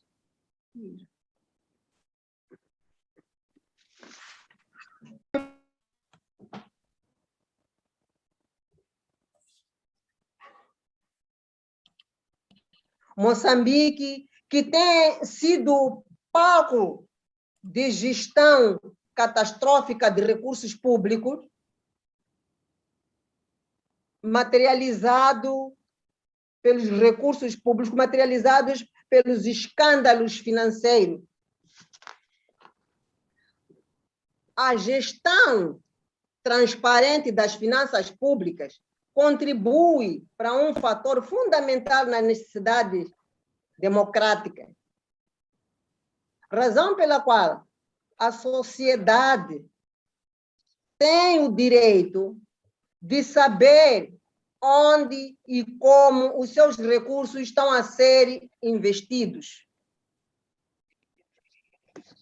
Por isso, aqui, falar do papel do Parlamento na gestão das finanças públicas não é um papel fácil. Não é um papel fácil, porque mexe com toda a sociedade. Hoje, neste momento, está a decorrer julgamento de dívidas ocultas. Há pessoas presas, privadas de liberdade. E isso por quê? Isso acontece porque o Parlamento não fiscalizou. O Parlamento não fiscalizou. Um parlamento que admite que as decisões importantes lhe passem por cima ou tome conhecimento por via de pessoas é um perfeitamente dispensável no xadrez político nacional. Os pareceres do Tribunal Administrativo são sobejamente esclarecedores. Só para verem que desde que introduziu-se o multipartidarismo no país, nenhuma instituição pública coletiva ou singular foi chamada à barra da justiça por desobedecer uma orientação ou por recomendação emanada pelo Tribunal Administrativo sobre determinada matéria ou sobre a forma de procedimentos. Assim sendo, notamos uma repetição interminável de erros que se podem considerar verdadeiros crimes. Isso acontece porque o Tribunal Administrativo aqui em Moçambique está desprovido de poderes para julgar e punir prevaricadores e violadores da lei. Enquanto esta situação prevalecer, o papel da Assembleia da República sempre será irrelevante no reforço da gestão das finanças públicas. Esta composição do Estado em Moçambique foi desenhada para facilitar saques por determinadas figuras. Isso consolida aquilo que geralmente se pensa que, se for chamado para o governo, é mesmo que ser convidado para gerir os fundos públicos e uma oportunidade ímpar para se enriquecer.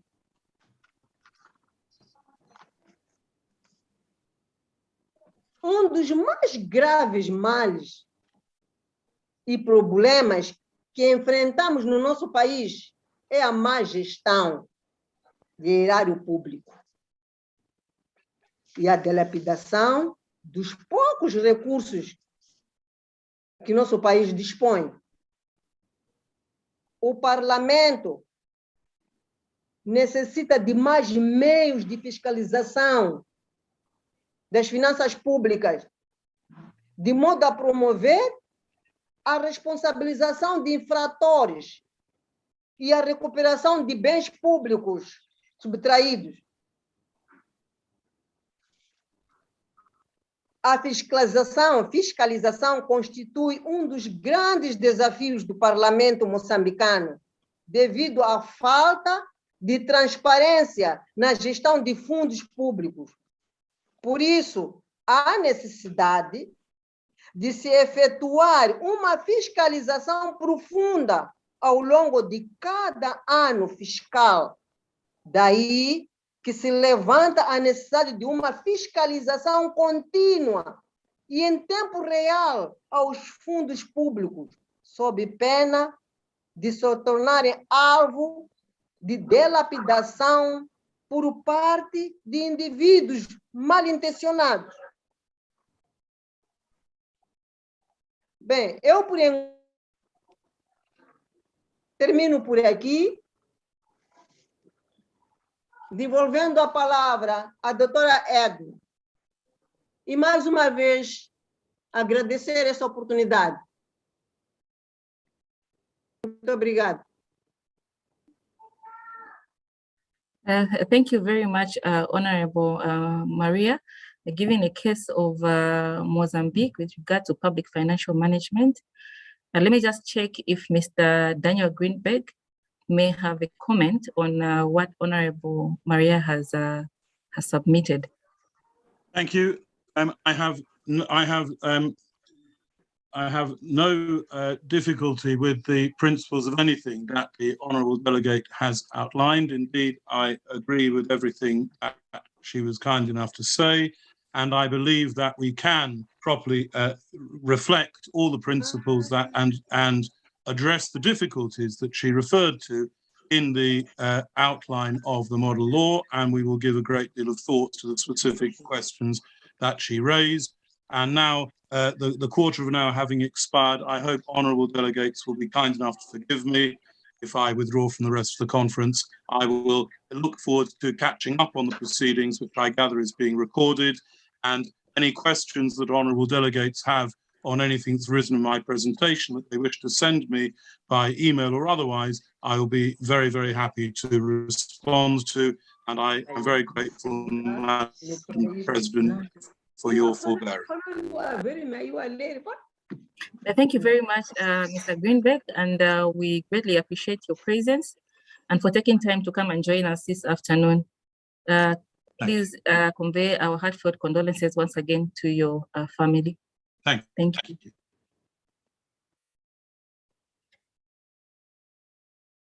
Honorable members, distinguished participants, we are slightly behind time, And I will invite Ms. Ayanda Mvimbi to come and make her presentation on gender responsive budgeting. Ms. Ayanda is a program specialist and head of the flagship program on stimulating equal opportunities for women entrepreneurs. This is our last presentation for the day. Immediately after her presentation, we shall engage honorable members in plenary, and those who may have questions following her presentation may do so after her presentation. Thank you. Ms. Ayanda, you may take the floor. Good morning, colleagues. Thank you very much, Dr. Edna, honorable members and other invited guests, Bondia and Bonjo. I'm going to put my camera for a few minutes so that you can see my face, but I will put off because my network is not really strong.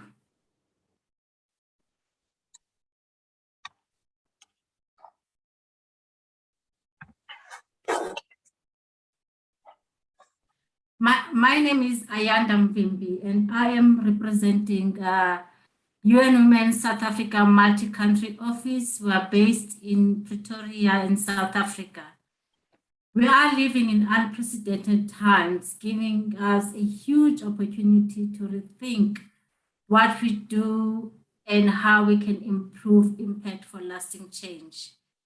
Today, I've been asked to talk about gender responsive budgeting, a practice that has been around for a while. However, it still presents us with an opportunity for new thinking, new ways of doing things. I want to start by saying that gender responsive budget analysis, along with legislation and other practical policy measures, can address gender bias and discrimination, and there is a lot of evidence generated demonstrating this.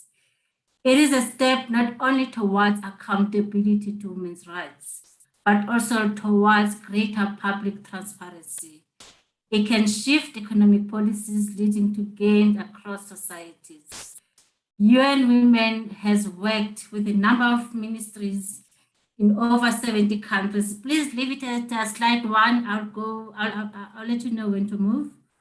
And we have worked with more than 70 finance ministries across the world to help them plan and budget with women's needs in mind, and then the number is growing steadily as many countries realize that without resources, even the most perfectly drafted law or policy will fail to make a difference in women's lives. So I just wanted to really highlight that. Please move to slide 2. My presentation is going to cover the main principles and purpose, the entry points in terms of planning and budgeting, who are the primary stakeholders you should be working with, and what does GRB entail, what are the promising practices and enabling factors that we need to take into consideration, and also just talk a little bit about gender responsive budgeting in the context of zero-based budgeting, and the issue of COVID-19 and GRB, and some considerations for SADC PF, and then I'll conclude. I know that I do not have enough time, and I'll try to cover as much as I can in terms of this presentation, but I will share this presentation with all the members so that you have it, and we are available to engage with each one of you on specifics in terms of this presentation. Please move to the next slide. A lot of us in this room know how important the budget is as a tool for government to be able to deliver on its plans and various government departments. It is a comprehensive statement of a government's social and economic plans and priorities. We track where the money comes from and where it goes and how it's determined, who's going to spend it, who's going to benefit from it. And therefore, it is important for us that implementing these commitments towards gender equality, we need to realize that it requires intentional measures to incorporate gender perspective in planning and budgeting framework. to ensure that we have concrete investment in addressing the existing gender gaps. Please move to the next slide. And for us to realize this, we need to look at our planning cycle, our planning and budgeting cycle, and look at how are we going to realize gender equality commitments, the investment by ensuring that all the sectors are taken into consideration. We have conducted gender responsive budget analysis as a key step towards accountability to women's rights. Also, we have considered multiple and intersecting forms of discrimination and marginalization that further curtail the ability of women to make socio-economic decisions, ensuring that we do not leave them behind. It is really important. And also, we should recognize the axis of disadvantage and inequality. We need to think about how class, poverty, the location, and other axes impact on what we do, and what are the implications in terms of resourcing and making investment in those various groups. So in all our planning cycle, we need to be asking the question, who are we prioritizing? Why are we prioritizing this? And why it is important? And that is why it's really critical to have real-time data to be able to do the proper planning and translate this into the cycle that I've highlighted. Please move to the next slide. And of course, as UN Women, but also the other actors that we work with, we do realize that this is not a job of one person. It's a job of many critical stakeholders that need to be involved in one way or the other. So in all our efforts of trying to ensure that we apply and support the implementation of gender responsive budgeting, we need to be conscious of the role of each one of the institutions highlighted in the slides to ensure that they are part of the story, they are part of the process, they are part of the thinking, they are consultant. We hear the different voices that we need to hear to ensure that our plans become foolproof and are implementable. And there are no gaps or things that we might not think about as one critical stakeholder. So I want to emphasize that. Please move to the next slide.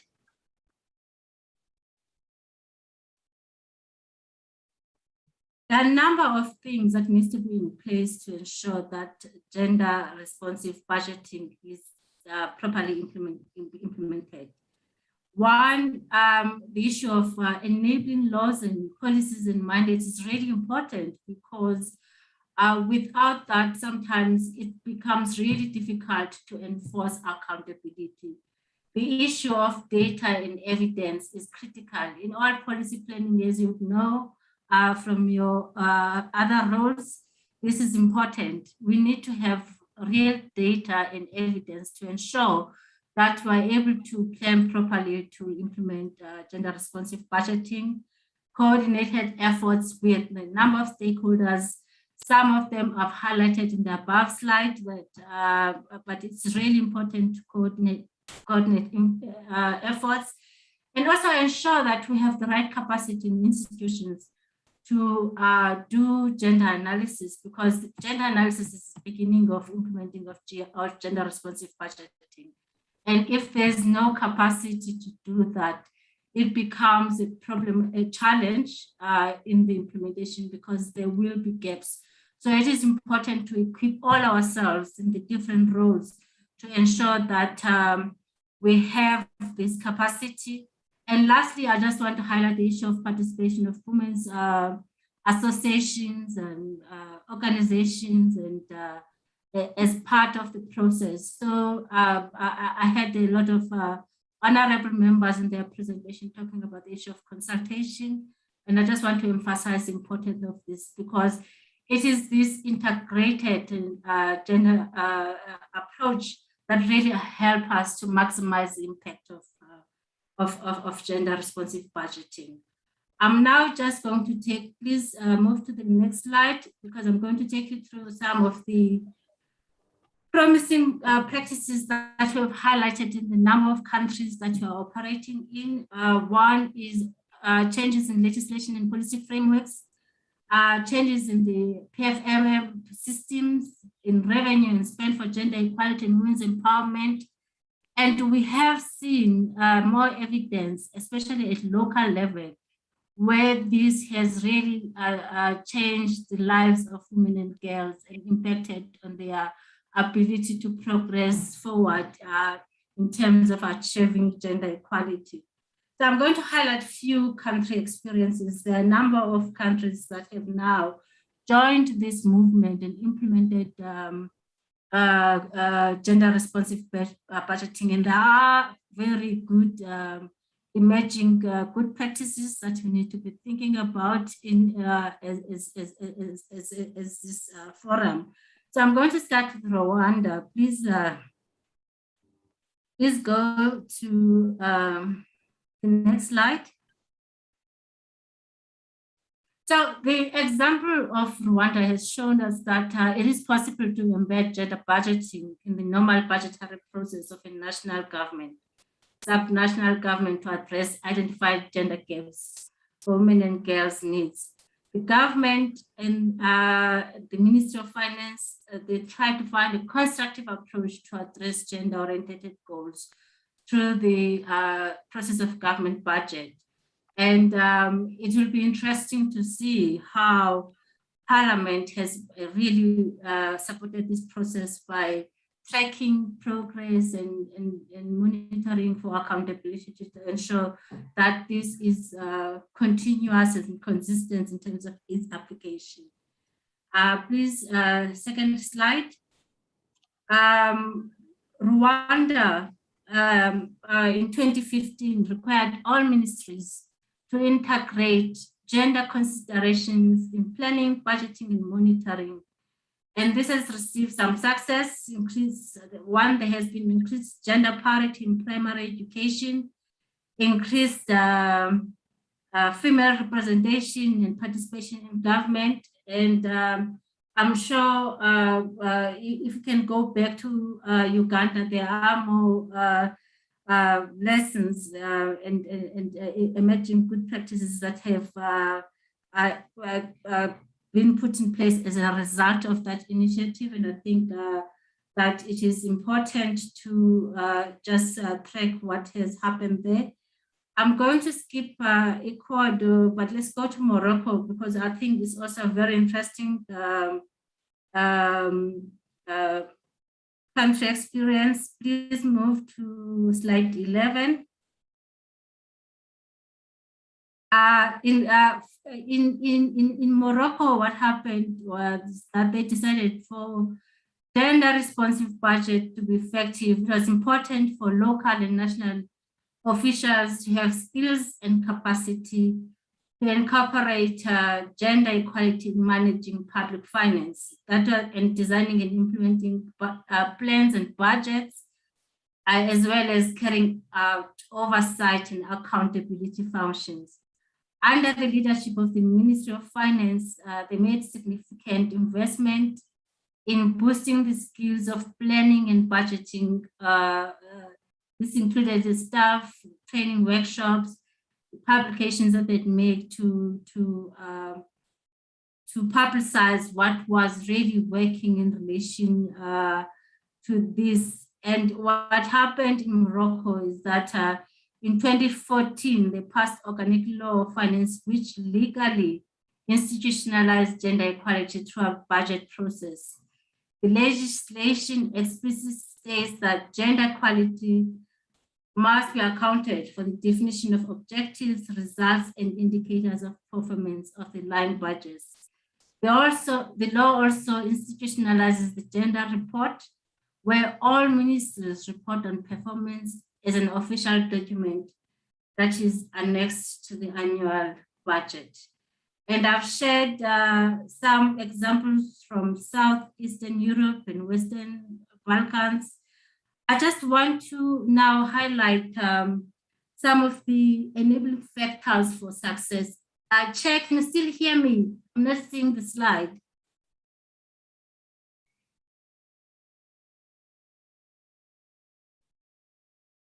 Hi, good afternoon, Chair. Can you still hear me? I'm not here. I'm not seeing the slides.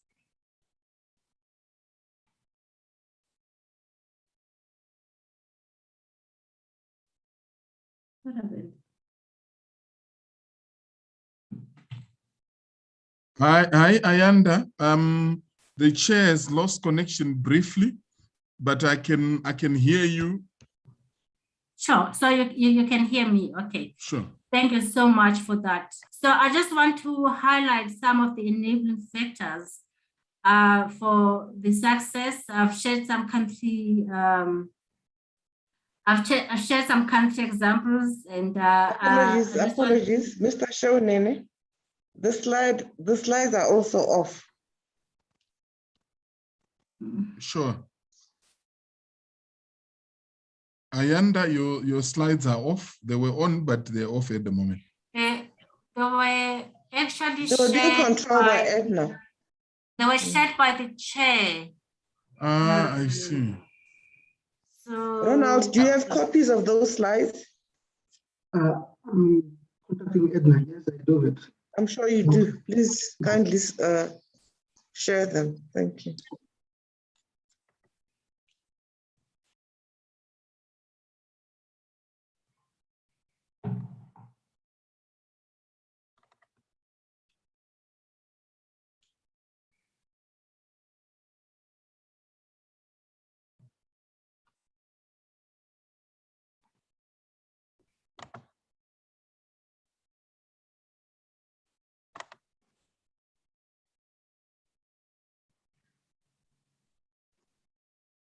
Miss Edna is back.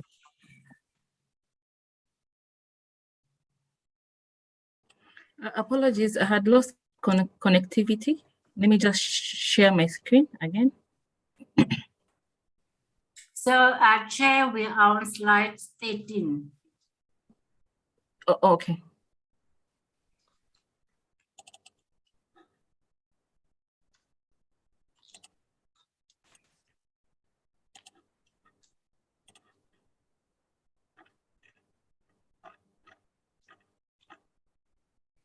Here, Uganda. Slide 13.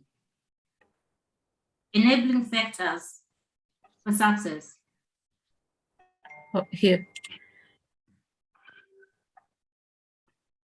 Thank you. Here?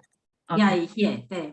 So I just want to highlight some of the enabling factors for success, and I'll be repeating some of them, but it's really important to just highlight these. The legislative grounding, I can never overemphasize this in constitution and fiscal law. It's really important. JRB must be integrated as part of this process. We need champions in parliament, in government, in different spheres, stakeholders, to be able to just garner support for this, provide technical support to move this forward, and ensure that there is consensus about how to do it, and there's enough information on how to do this so that things move forward. The issue of transparency on budget decisions and how they're spent is really important. So it's an issue that should be on your table as well. And I've mentioned the issue of investing in gender analysis. If you are to implement gender responsive budgeting, you need to invest in the capacities to do gender analysis at different levels. Because if you are in your role in promoting accountability and supporting implementation, and you don't really have the skills in terms of gender analysis, it's not going to succeed, your initiative, however important it is. So it is important to invest in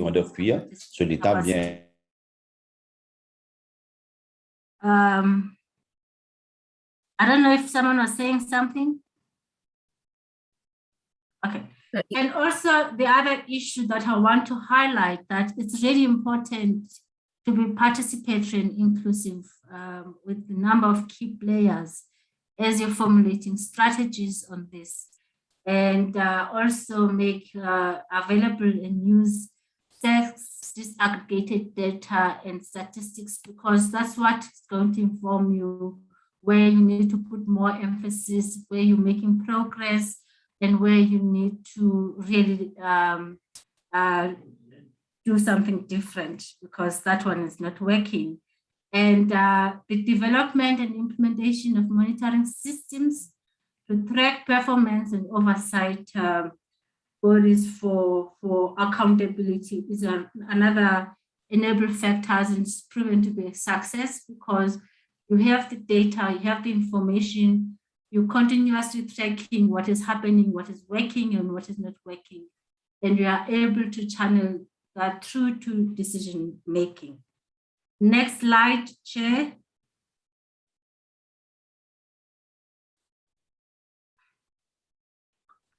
I just want to highlight what what's important for all budget systems, the tools that can be applied in all different systems and program performance budgeting and line budgeting. In the context of zero-based budgeting, it is important to integrate gender analysis into assessment from the beginning. You need to say like what's happening, what the status quo, and what needs to happen. Maintain focus on transparency and participation to strengthen accountability. Also, it's really important to promote and generate critical data and analysis to improve effectiveness and efficiency on budget decisions. Next slide, Chair.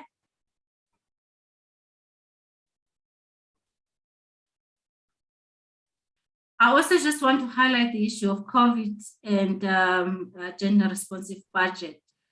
COVID has been a disruptor of a magnitude proportion. I'm sure you can relate to that, disrupting our economies, people's lives, leading to devastation and emotional and mental difficulties, strained our healthcare systems, widening socioeconomic dividends, and also like change some priorities.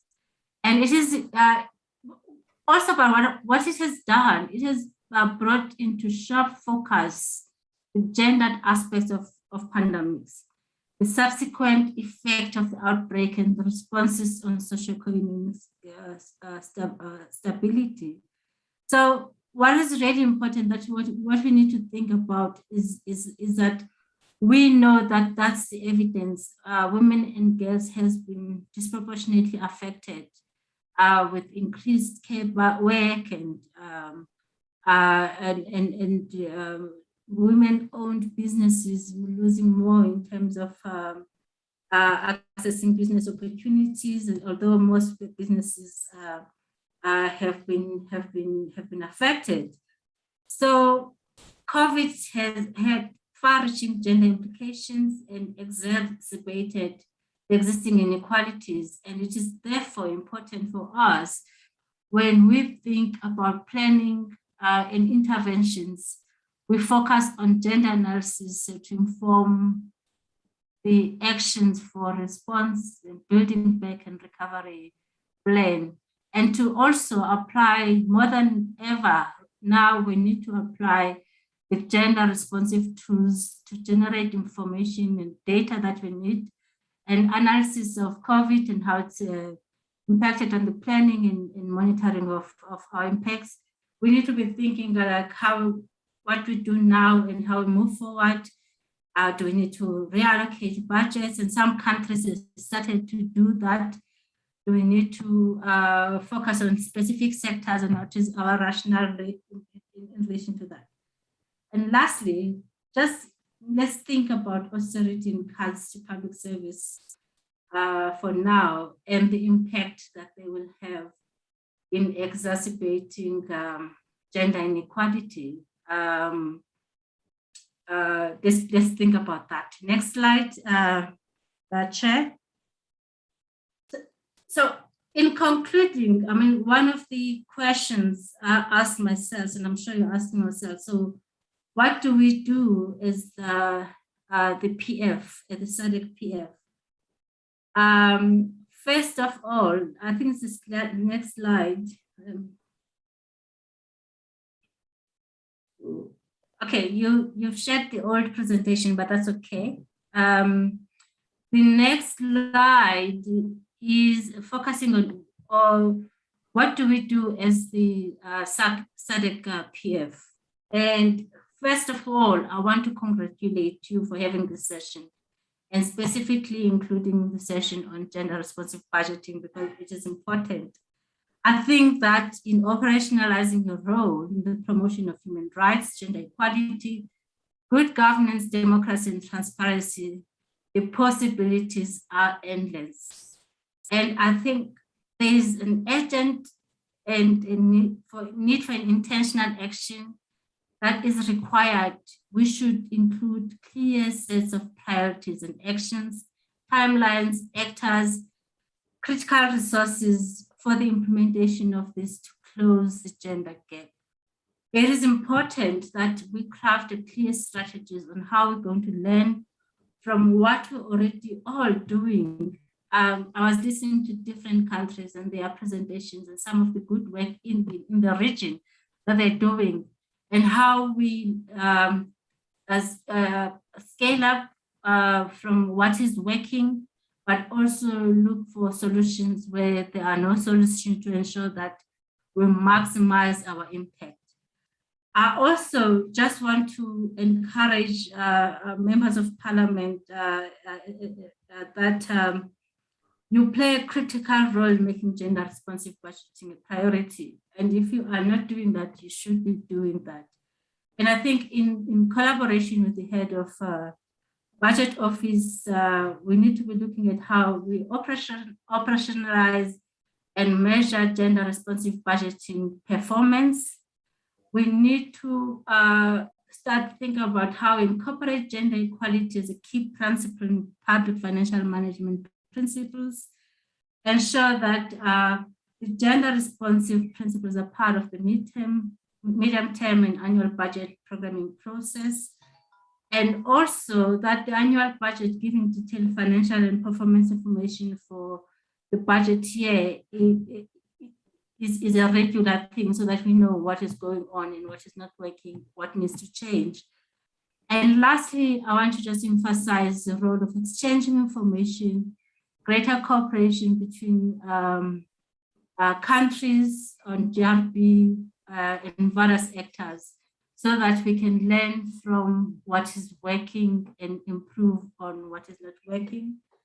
And lastly, in conclusion, which is the slide in front of you, I just want to restate again that the gender responsive budgeting is not about creating separate budgets for women or solely increasing spending on women programs, hence the emphasis is on gender analysis. It is it seeks to ensure that there is collection and allocation of public resources is carried out in ways that are effective and contribute to advancing gender equality and women's empowerment. It is therefore important that it's based on in-depth analysis that identifies effective interventions for implementing policies and laws that advance women's rights. It also provides tools to access different needs and contributions of men and women, boys and girls, and within the existing revenues, expenditures, and allocation, and calls for adjusting budget policies to benefit all the different groups. I have included many resources that we have, and I've also mentioned that we remain available to engage with you as and when is required. But I want to thank you for listening and also for including this as part of your today's discussion. Thank you very much. Thank you very much, Ms. Ayanda, for your presentation. I will not attempt to summarize your presentation. In the interest of time, we have already gone beyond 15 minutes, the time we should have closed the meeting. However, I will invite questions from honorable members. I already recognize a hand from Honorable Alberto Valoi. Honorable, you may take the floor.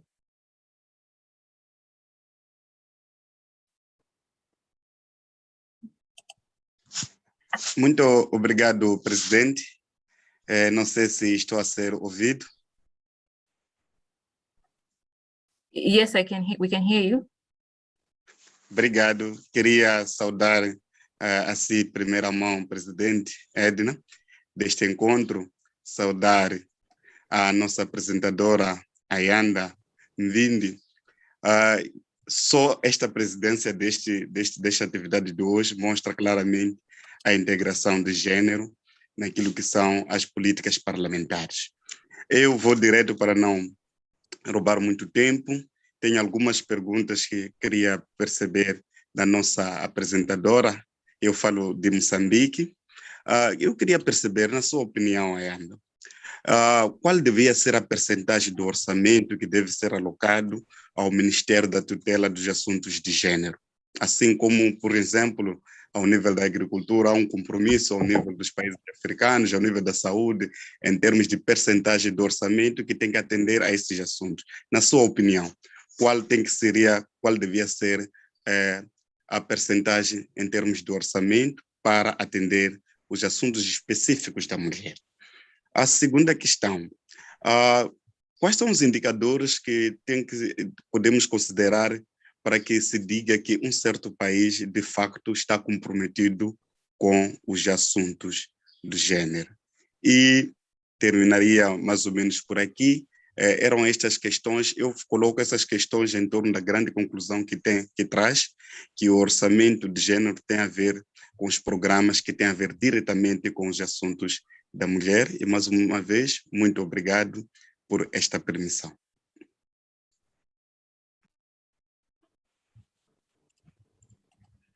Thank you, Honorable Beto. I also see a hand from Honorable Bramwell Bushu. You may ask your question.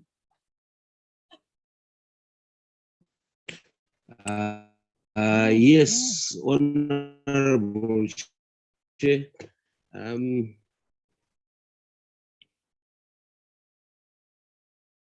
I've been listening and others for brilliant presentations. I have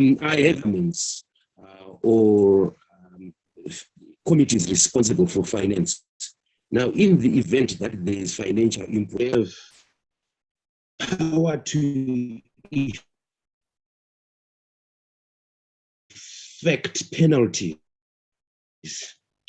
or to be seen to somebody who's been picked up by finance,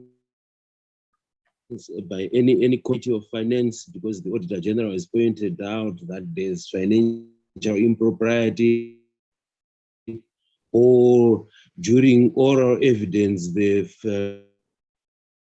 been proved operating correctly, or they are corrupt and they are, sent to the courts and prosecuted. How can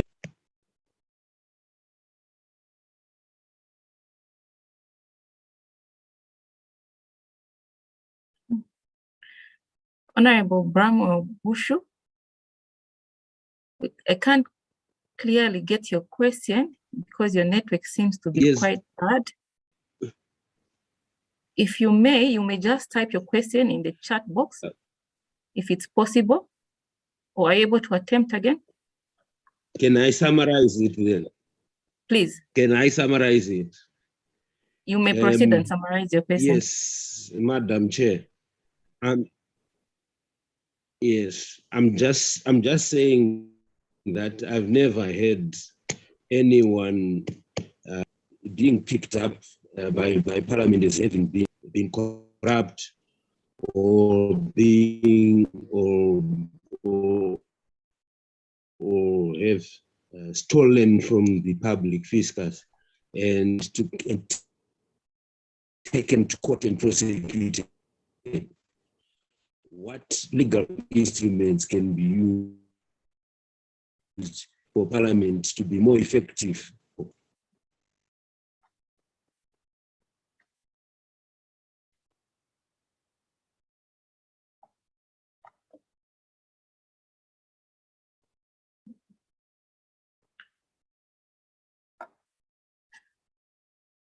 We seem to have lost Honorable, but I did get part of the question. His question is he's never witnessed a situation where someone or a public office has been picked up by Parliament or has been apprehended due to corrupt practices, and he's asking what legal instruments can be used for Parliament to implement prosecution. I want to believe that is directed to the presenters from the 5 parliaments. I will ask any of them to attempt to respond to that question after Ms. Ayanda responds to the 2 questions that were asked by Honorable Alberto. The 2 questions were, what percentage, in your view, Honorable Ms. Ayanda, what percentage of the budget should be allocated to gender matters? And what are the indicators of gender commitments in a country? Thank you. Ms. Ayanda, you may proceed to respond to those 2 questions. I hope I was audible. Thank you so much, Chair, for those 2 questions. So on the first one, the starting point, of course, would be gender analysis to understand what is the status quo and what needs to be done. For instance, if I can make an example about South Africa. South Africa started work as part of the National Strategic Plan on Gender-Based Violence, started work on supporting women-owned businesses to access government procurement. And when the realization was that there was a low take-up of women-owned businesses in that sector. And when His Excellency President Ramaphosa made a pronouncement that government procurement spend that goes to women-owned enterprises or businesses should be 40%. And so that indicator is based on the data that has been analyzed and the status of where women are at.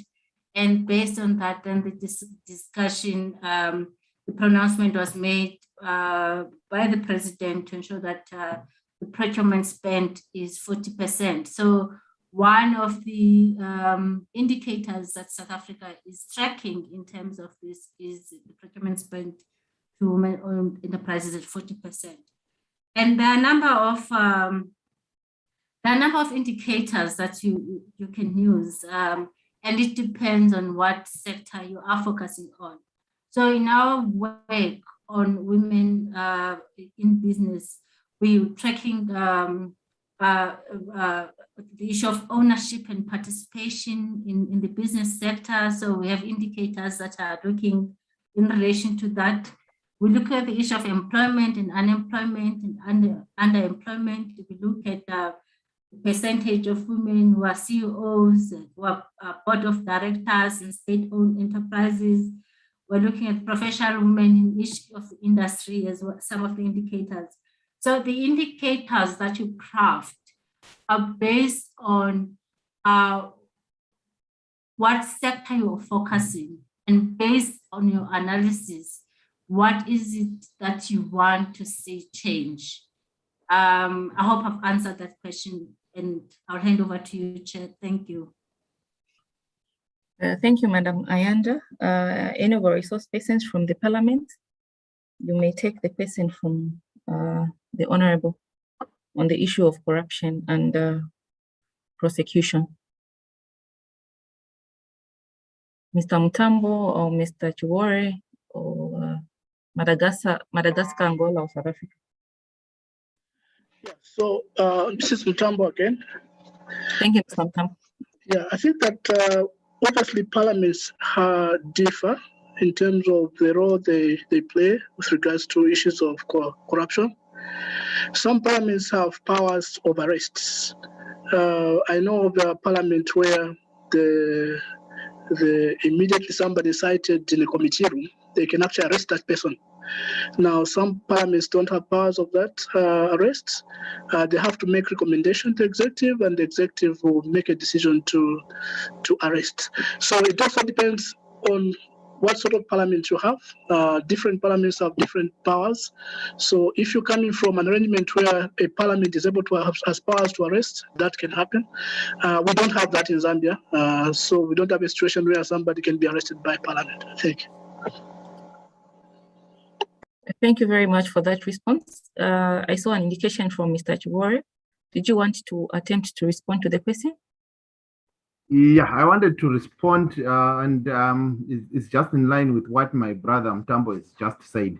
Our parliament doesn't have those arresting powers, but just refers the issues to the responsible authorities, the National Prosecuting Authority. If there is reasonable suspicion that a crime or a corrupt issue has happened, but we don't have the arresting powers. But however, our Public Finance Management Act has penalties and sanctions for contrary behavior, which are clear, so that if anyone feels that someone has gone wayward in terms of handling of public funds, then they can refer to the sanctions, which include even payment of a fine or jail sentence not exceeding 5 years. Thank you. Thank you very much. I do not see any indication for an intervention or a question. And at this point, I'd like to thank Ms. Ayanda for gracing us with her presentation, which has been quite insightful with regard to gender matters and gender responsive budgeting. We sincerely thank you, Ms. Ayanda, and wish you all the best. In the absence of no indication for a Thank you so question, much, I will Chair. invite. Thank you, honorable members. Thank you so much. You're welcome. Thank you. I will invite Honorable Anele Ndebele, who is the chairperson for the Standing Committee on Trade, Industry, Finance and Investment at the SADC Parliamentary Forum to give the closing remarks. Honorable Ndebele, I invite you to deliver your remarks. Thank you, Edna. Thank you. Honored members of Parliament, Secretary General of the Parliamentary Forum, Ms. Poema Sekoma, esteemed resource persons, members of the Public Financial Management Technical Working Group, staff of the SADC Parliamentary Forum, staff of national parliaments, distinguished participants, ladies and gentlemen. On behalf of the SADC Parliamentary Forum, indeed on my own behalf, I wish to extend sincere gratitude to all honorable members and participants for taking part in the consulted workshop, which has intensely addressed the role of Parliament in strengthening financial accountability. Your active and dynamic contributions undoubtedly made the workshop a success. Distinguished participants, I'm hopeful that honorable members will use the valuable lessons learned to make a difference in their oversight, legislative, representative roles in their respective parliaments.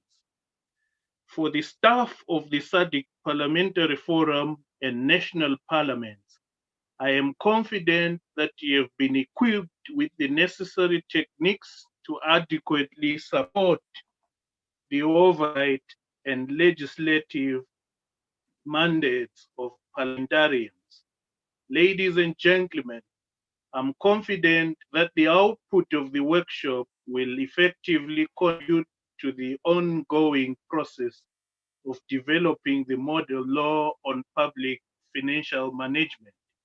Distinguished ladies and gentlemen, permit me to place on record immense appreciation to the resource persons for the well-researched presentations that we have all witnessed. Today's workshop has demonstrated that honorable members should not only concentrate themselves with how the government raises its revenue to meet its expenditure, but also how this revenue is utilized to effectively and efficiently deliver various services to the general citizenry. It is anticipated that honorable members will, therefore, take advantage of the committee systems and other established channels to carefully scrutinize public expenditure and ensure that public resources are effectively and efficiently utilized by the government at all levels. From the presentations and deliberations, we have taken note of the underutilization of the opportunity of public participation in budget processes by most SADC governments. The ranking of public participation in the budget processes in the region has demonstrated that while countries do provide the window of public participation, albeit low, other countries do not completely avail this opportunity to the public.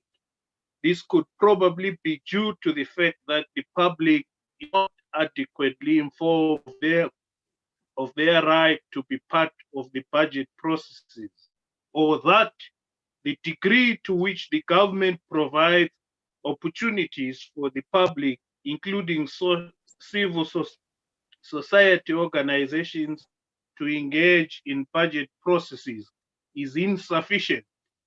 Honorable members, ladies and gentlemen, I therefore invite you to join me in a call on SADC parliamentary champion the development of a robust public financial management legal framework for effective governance of public resources.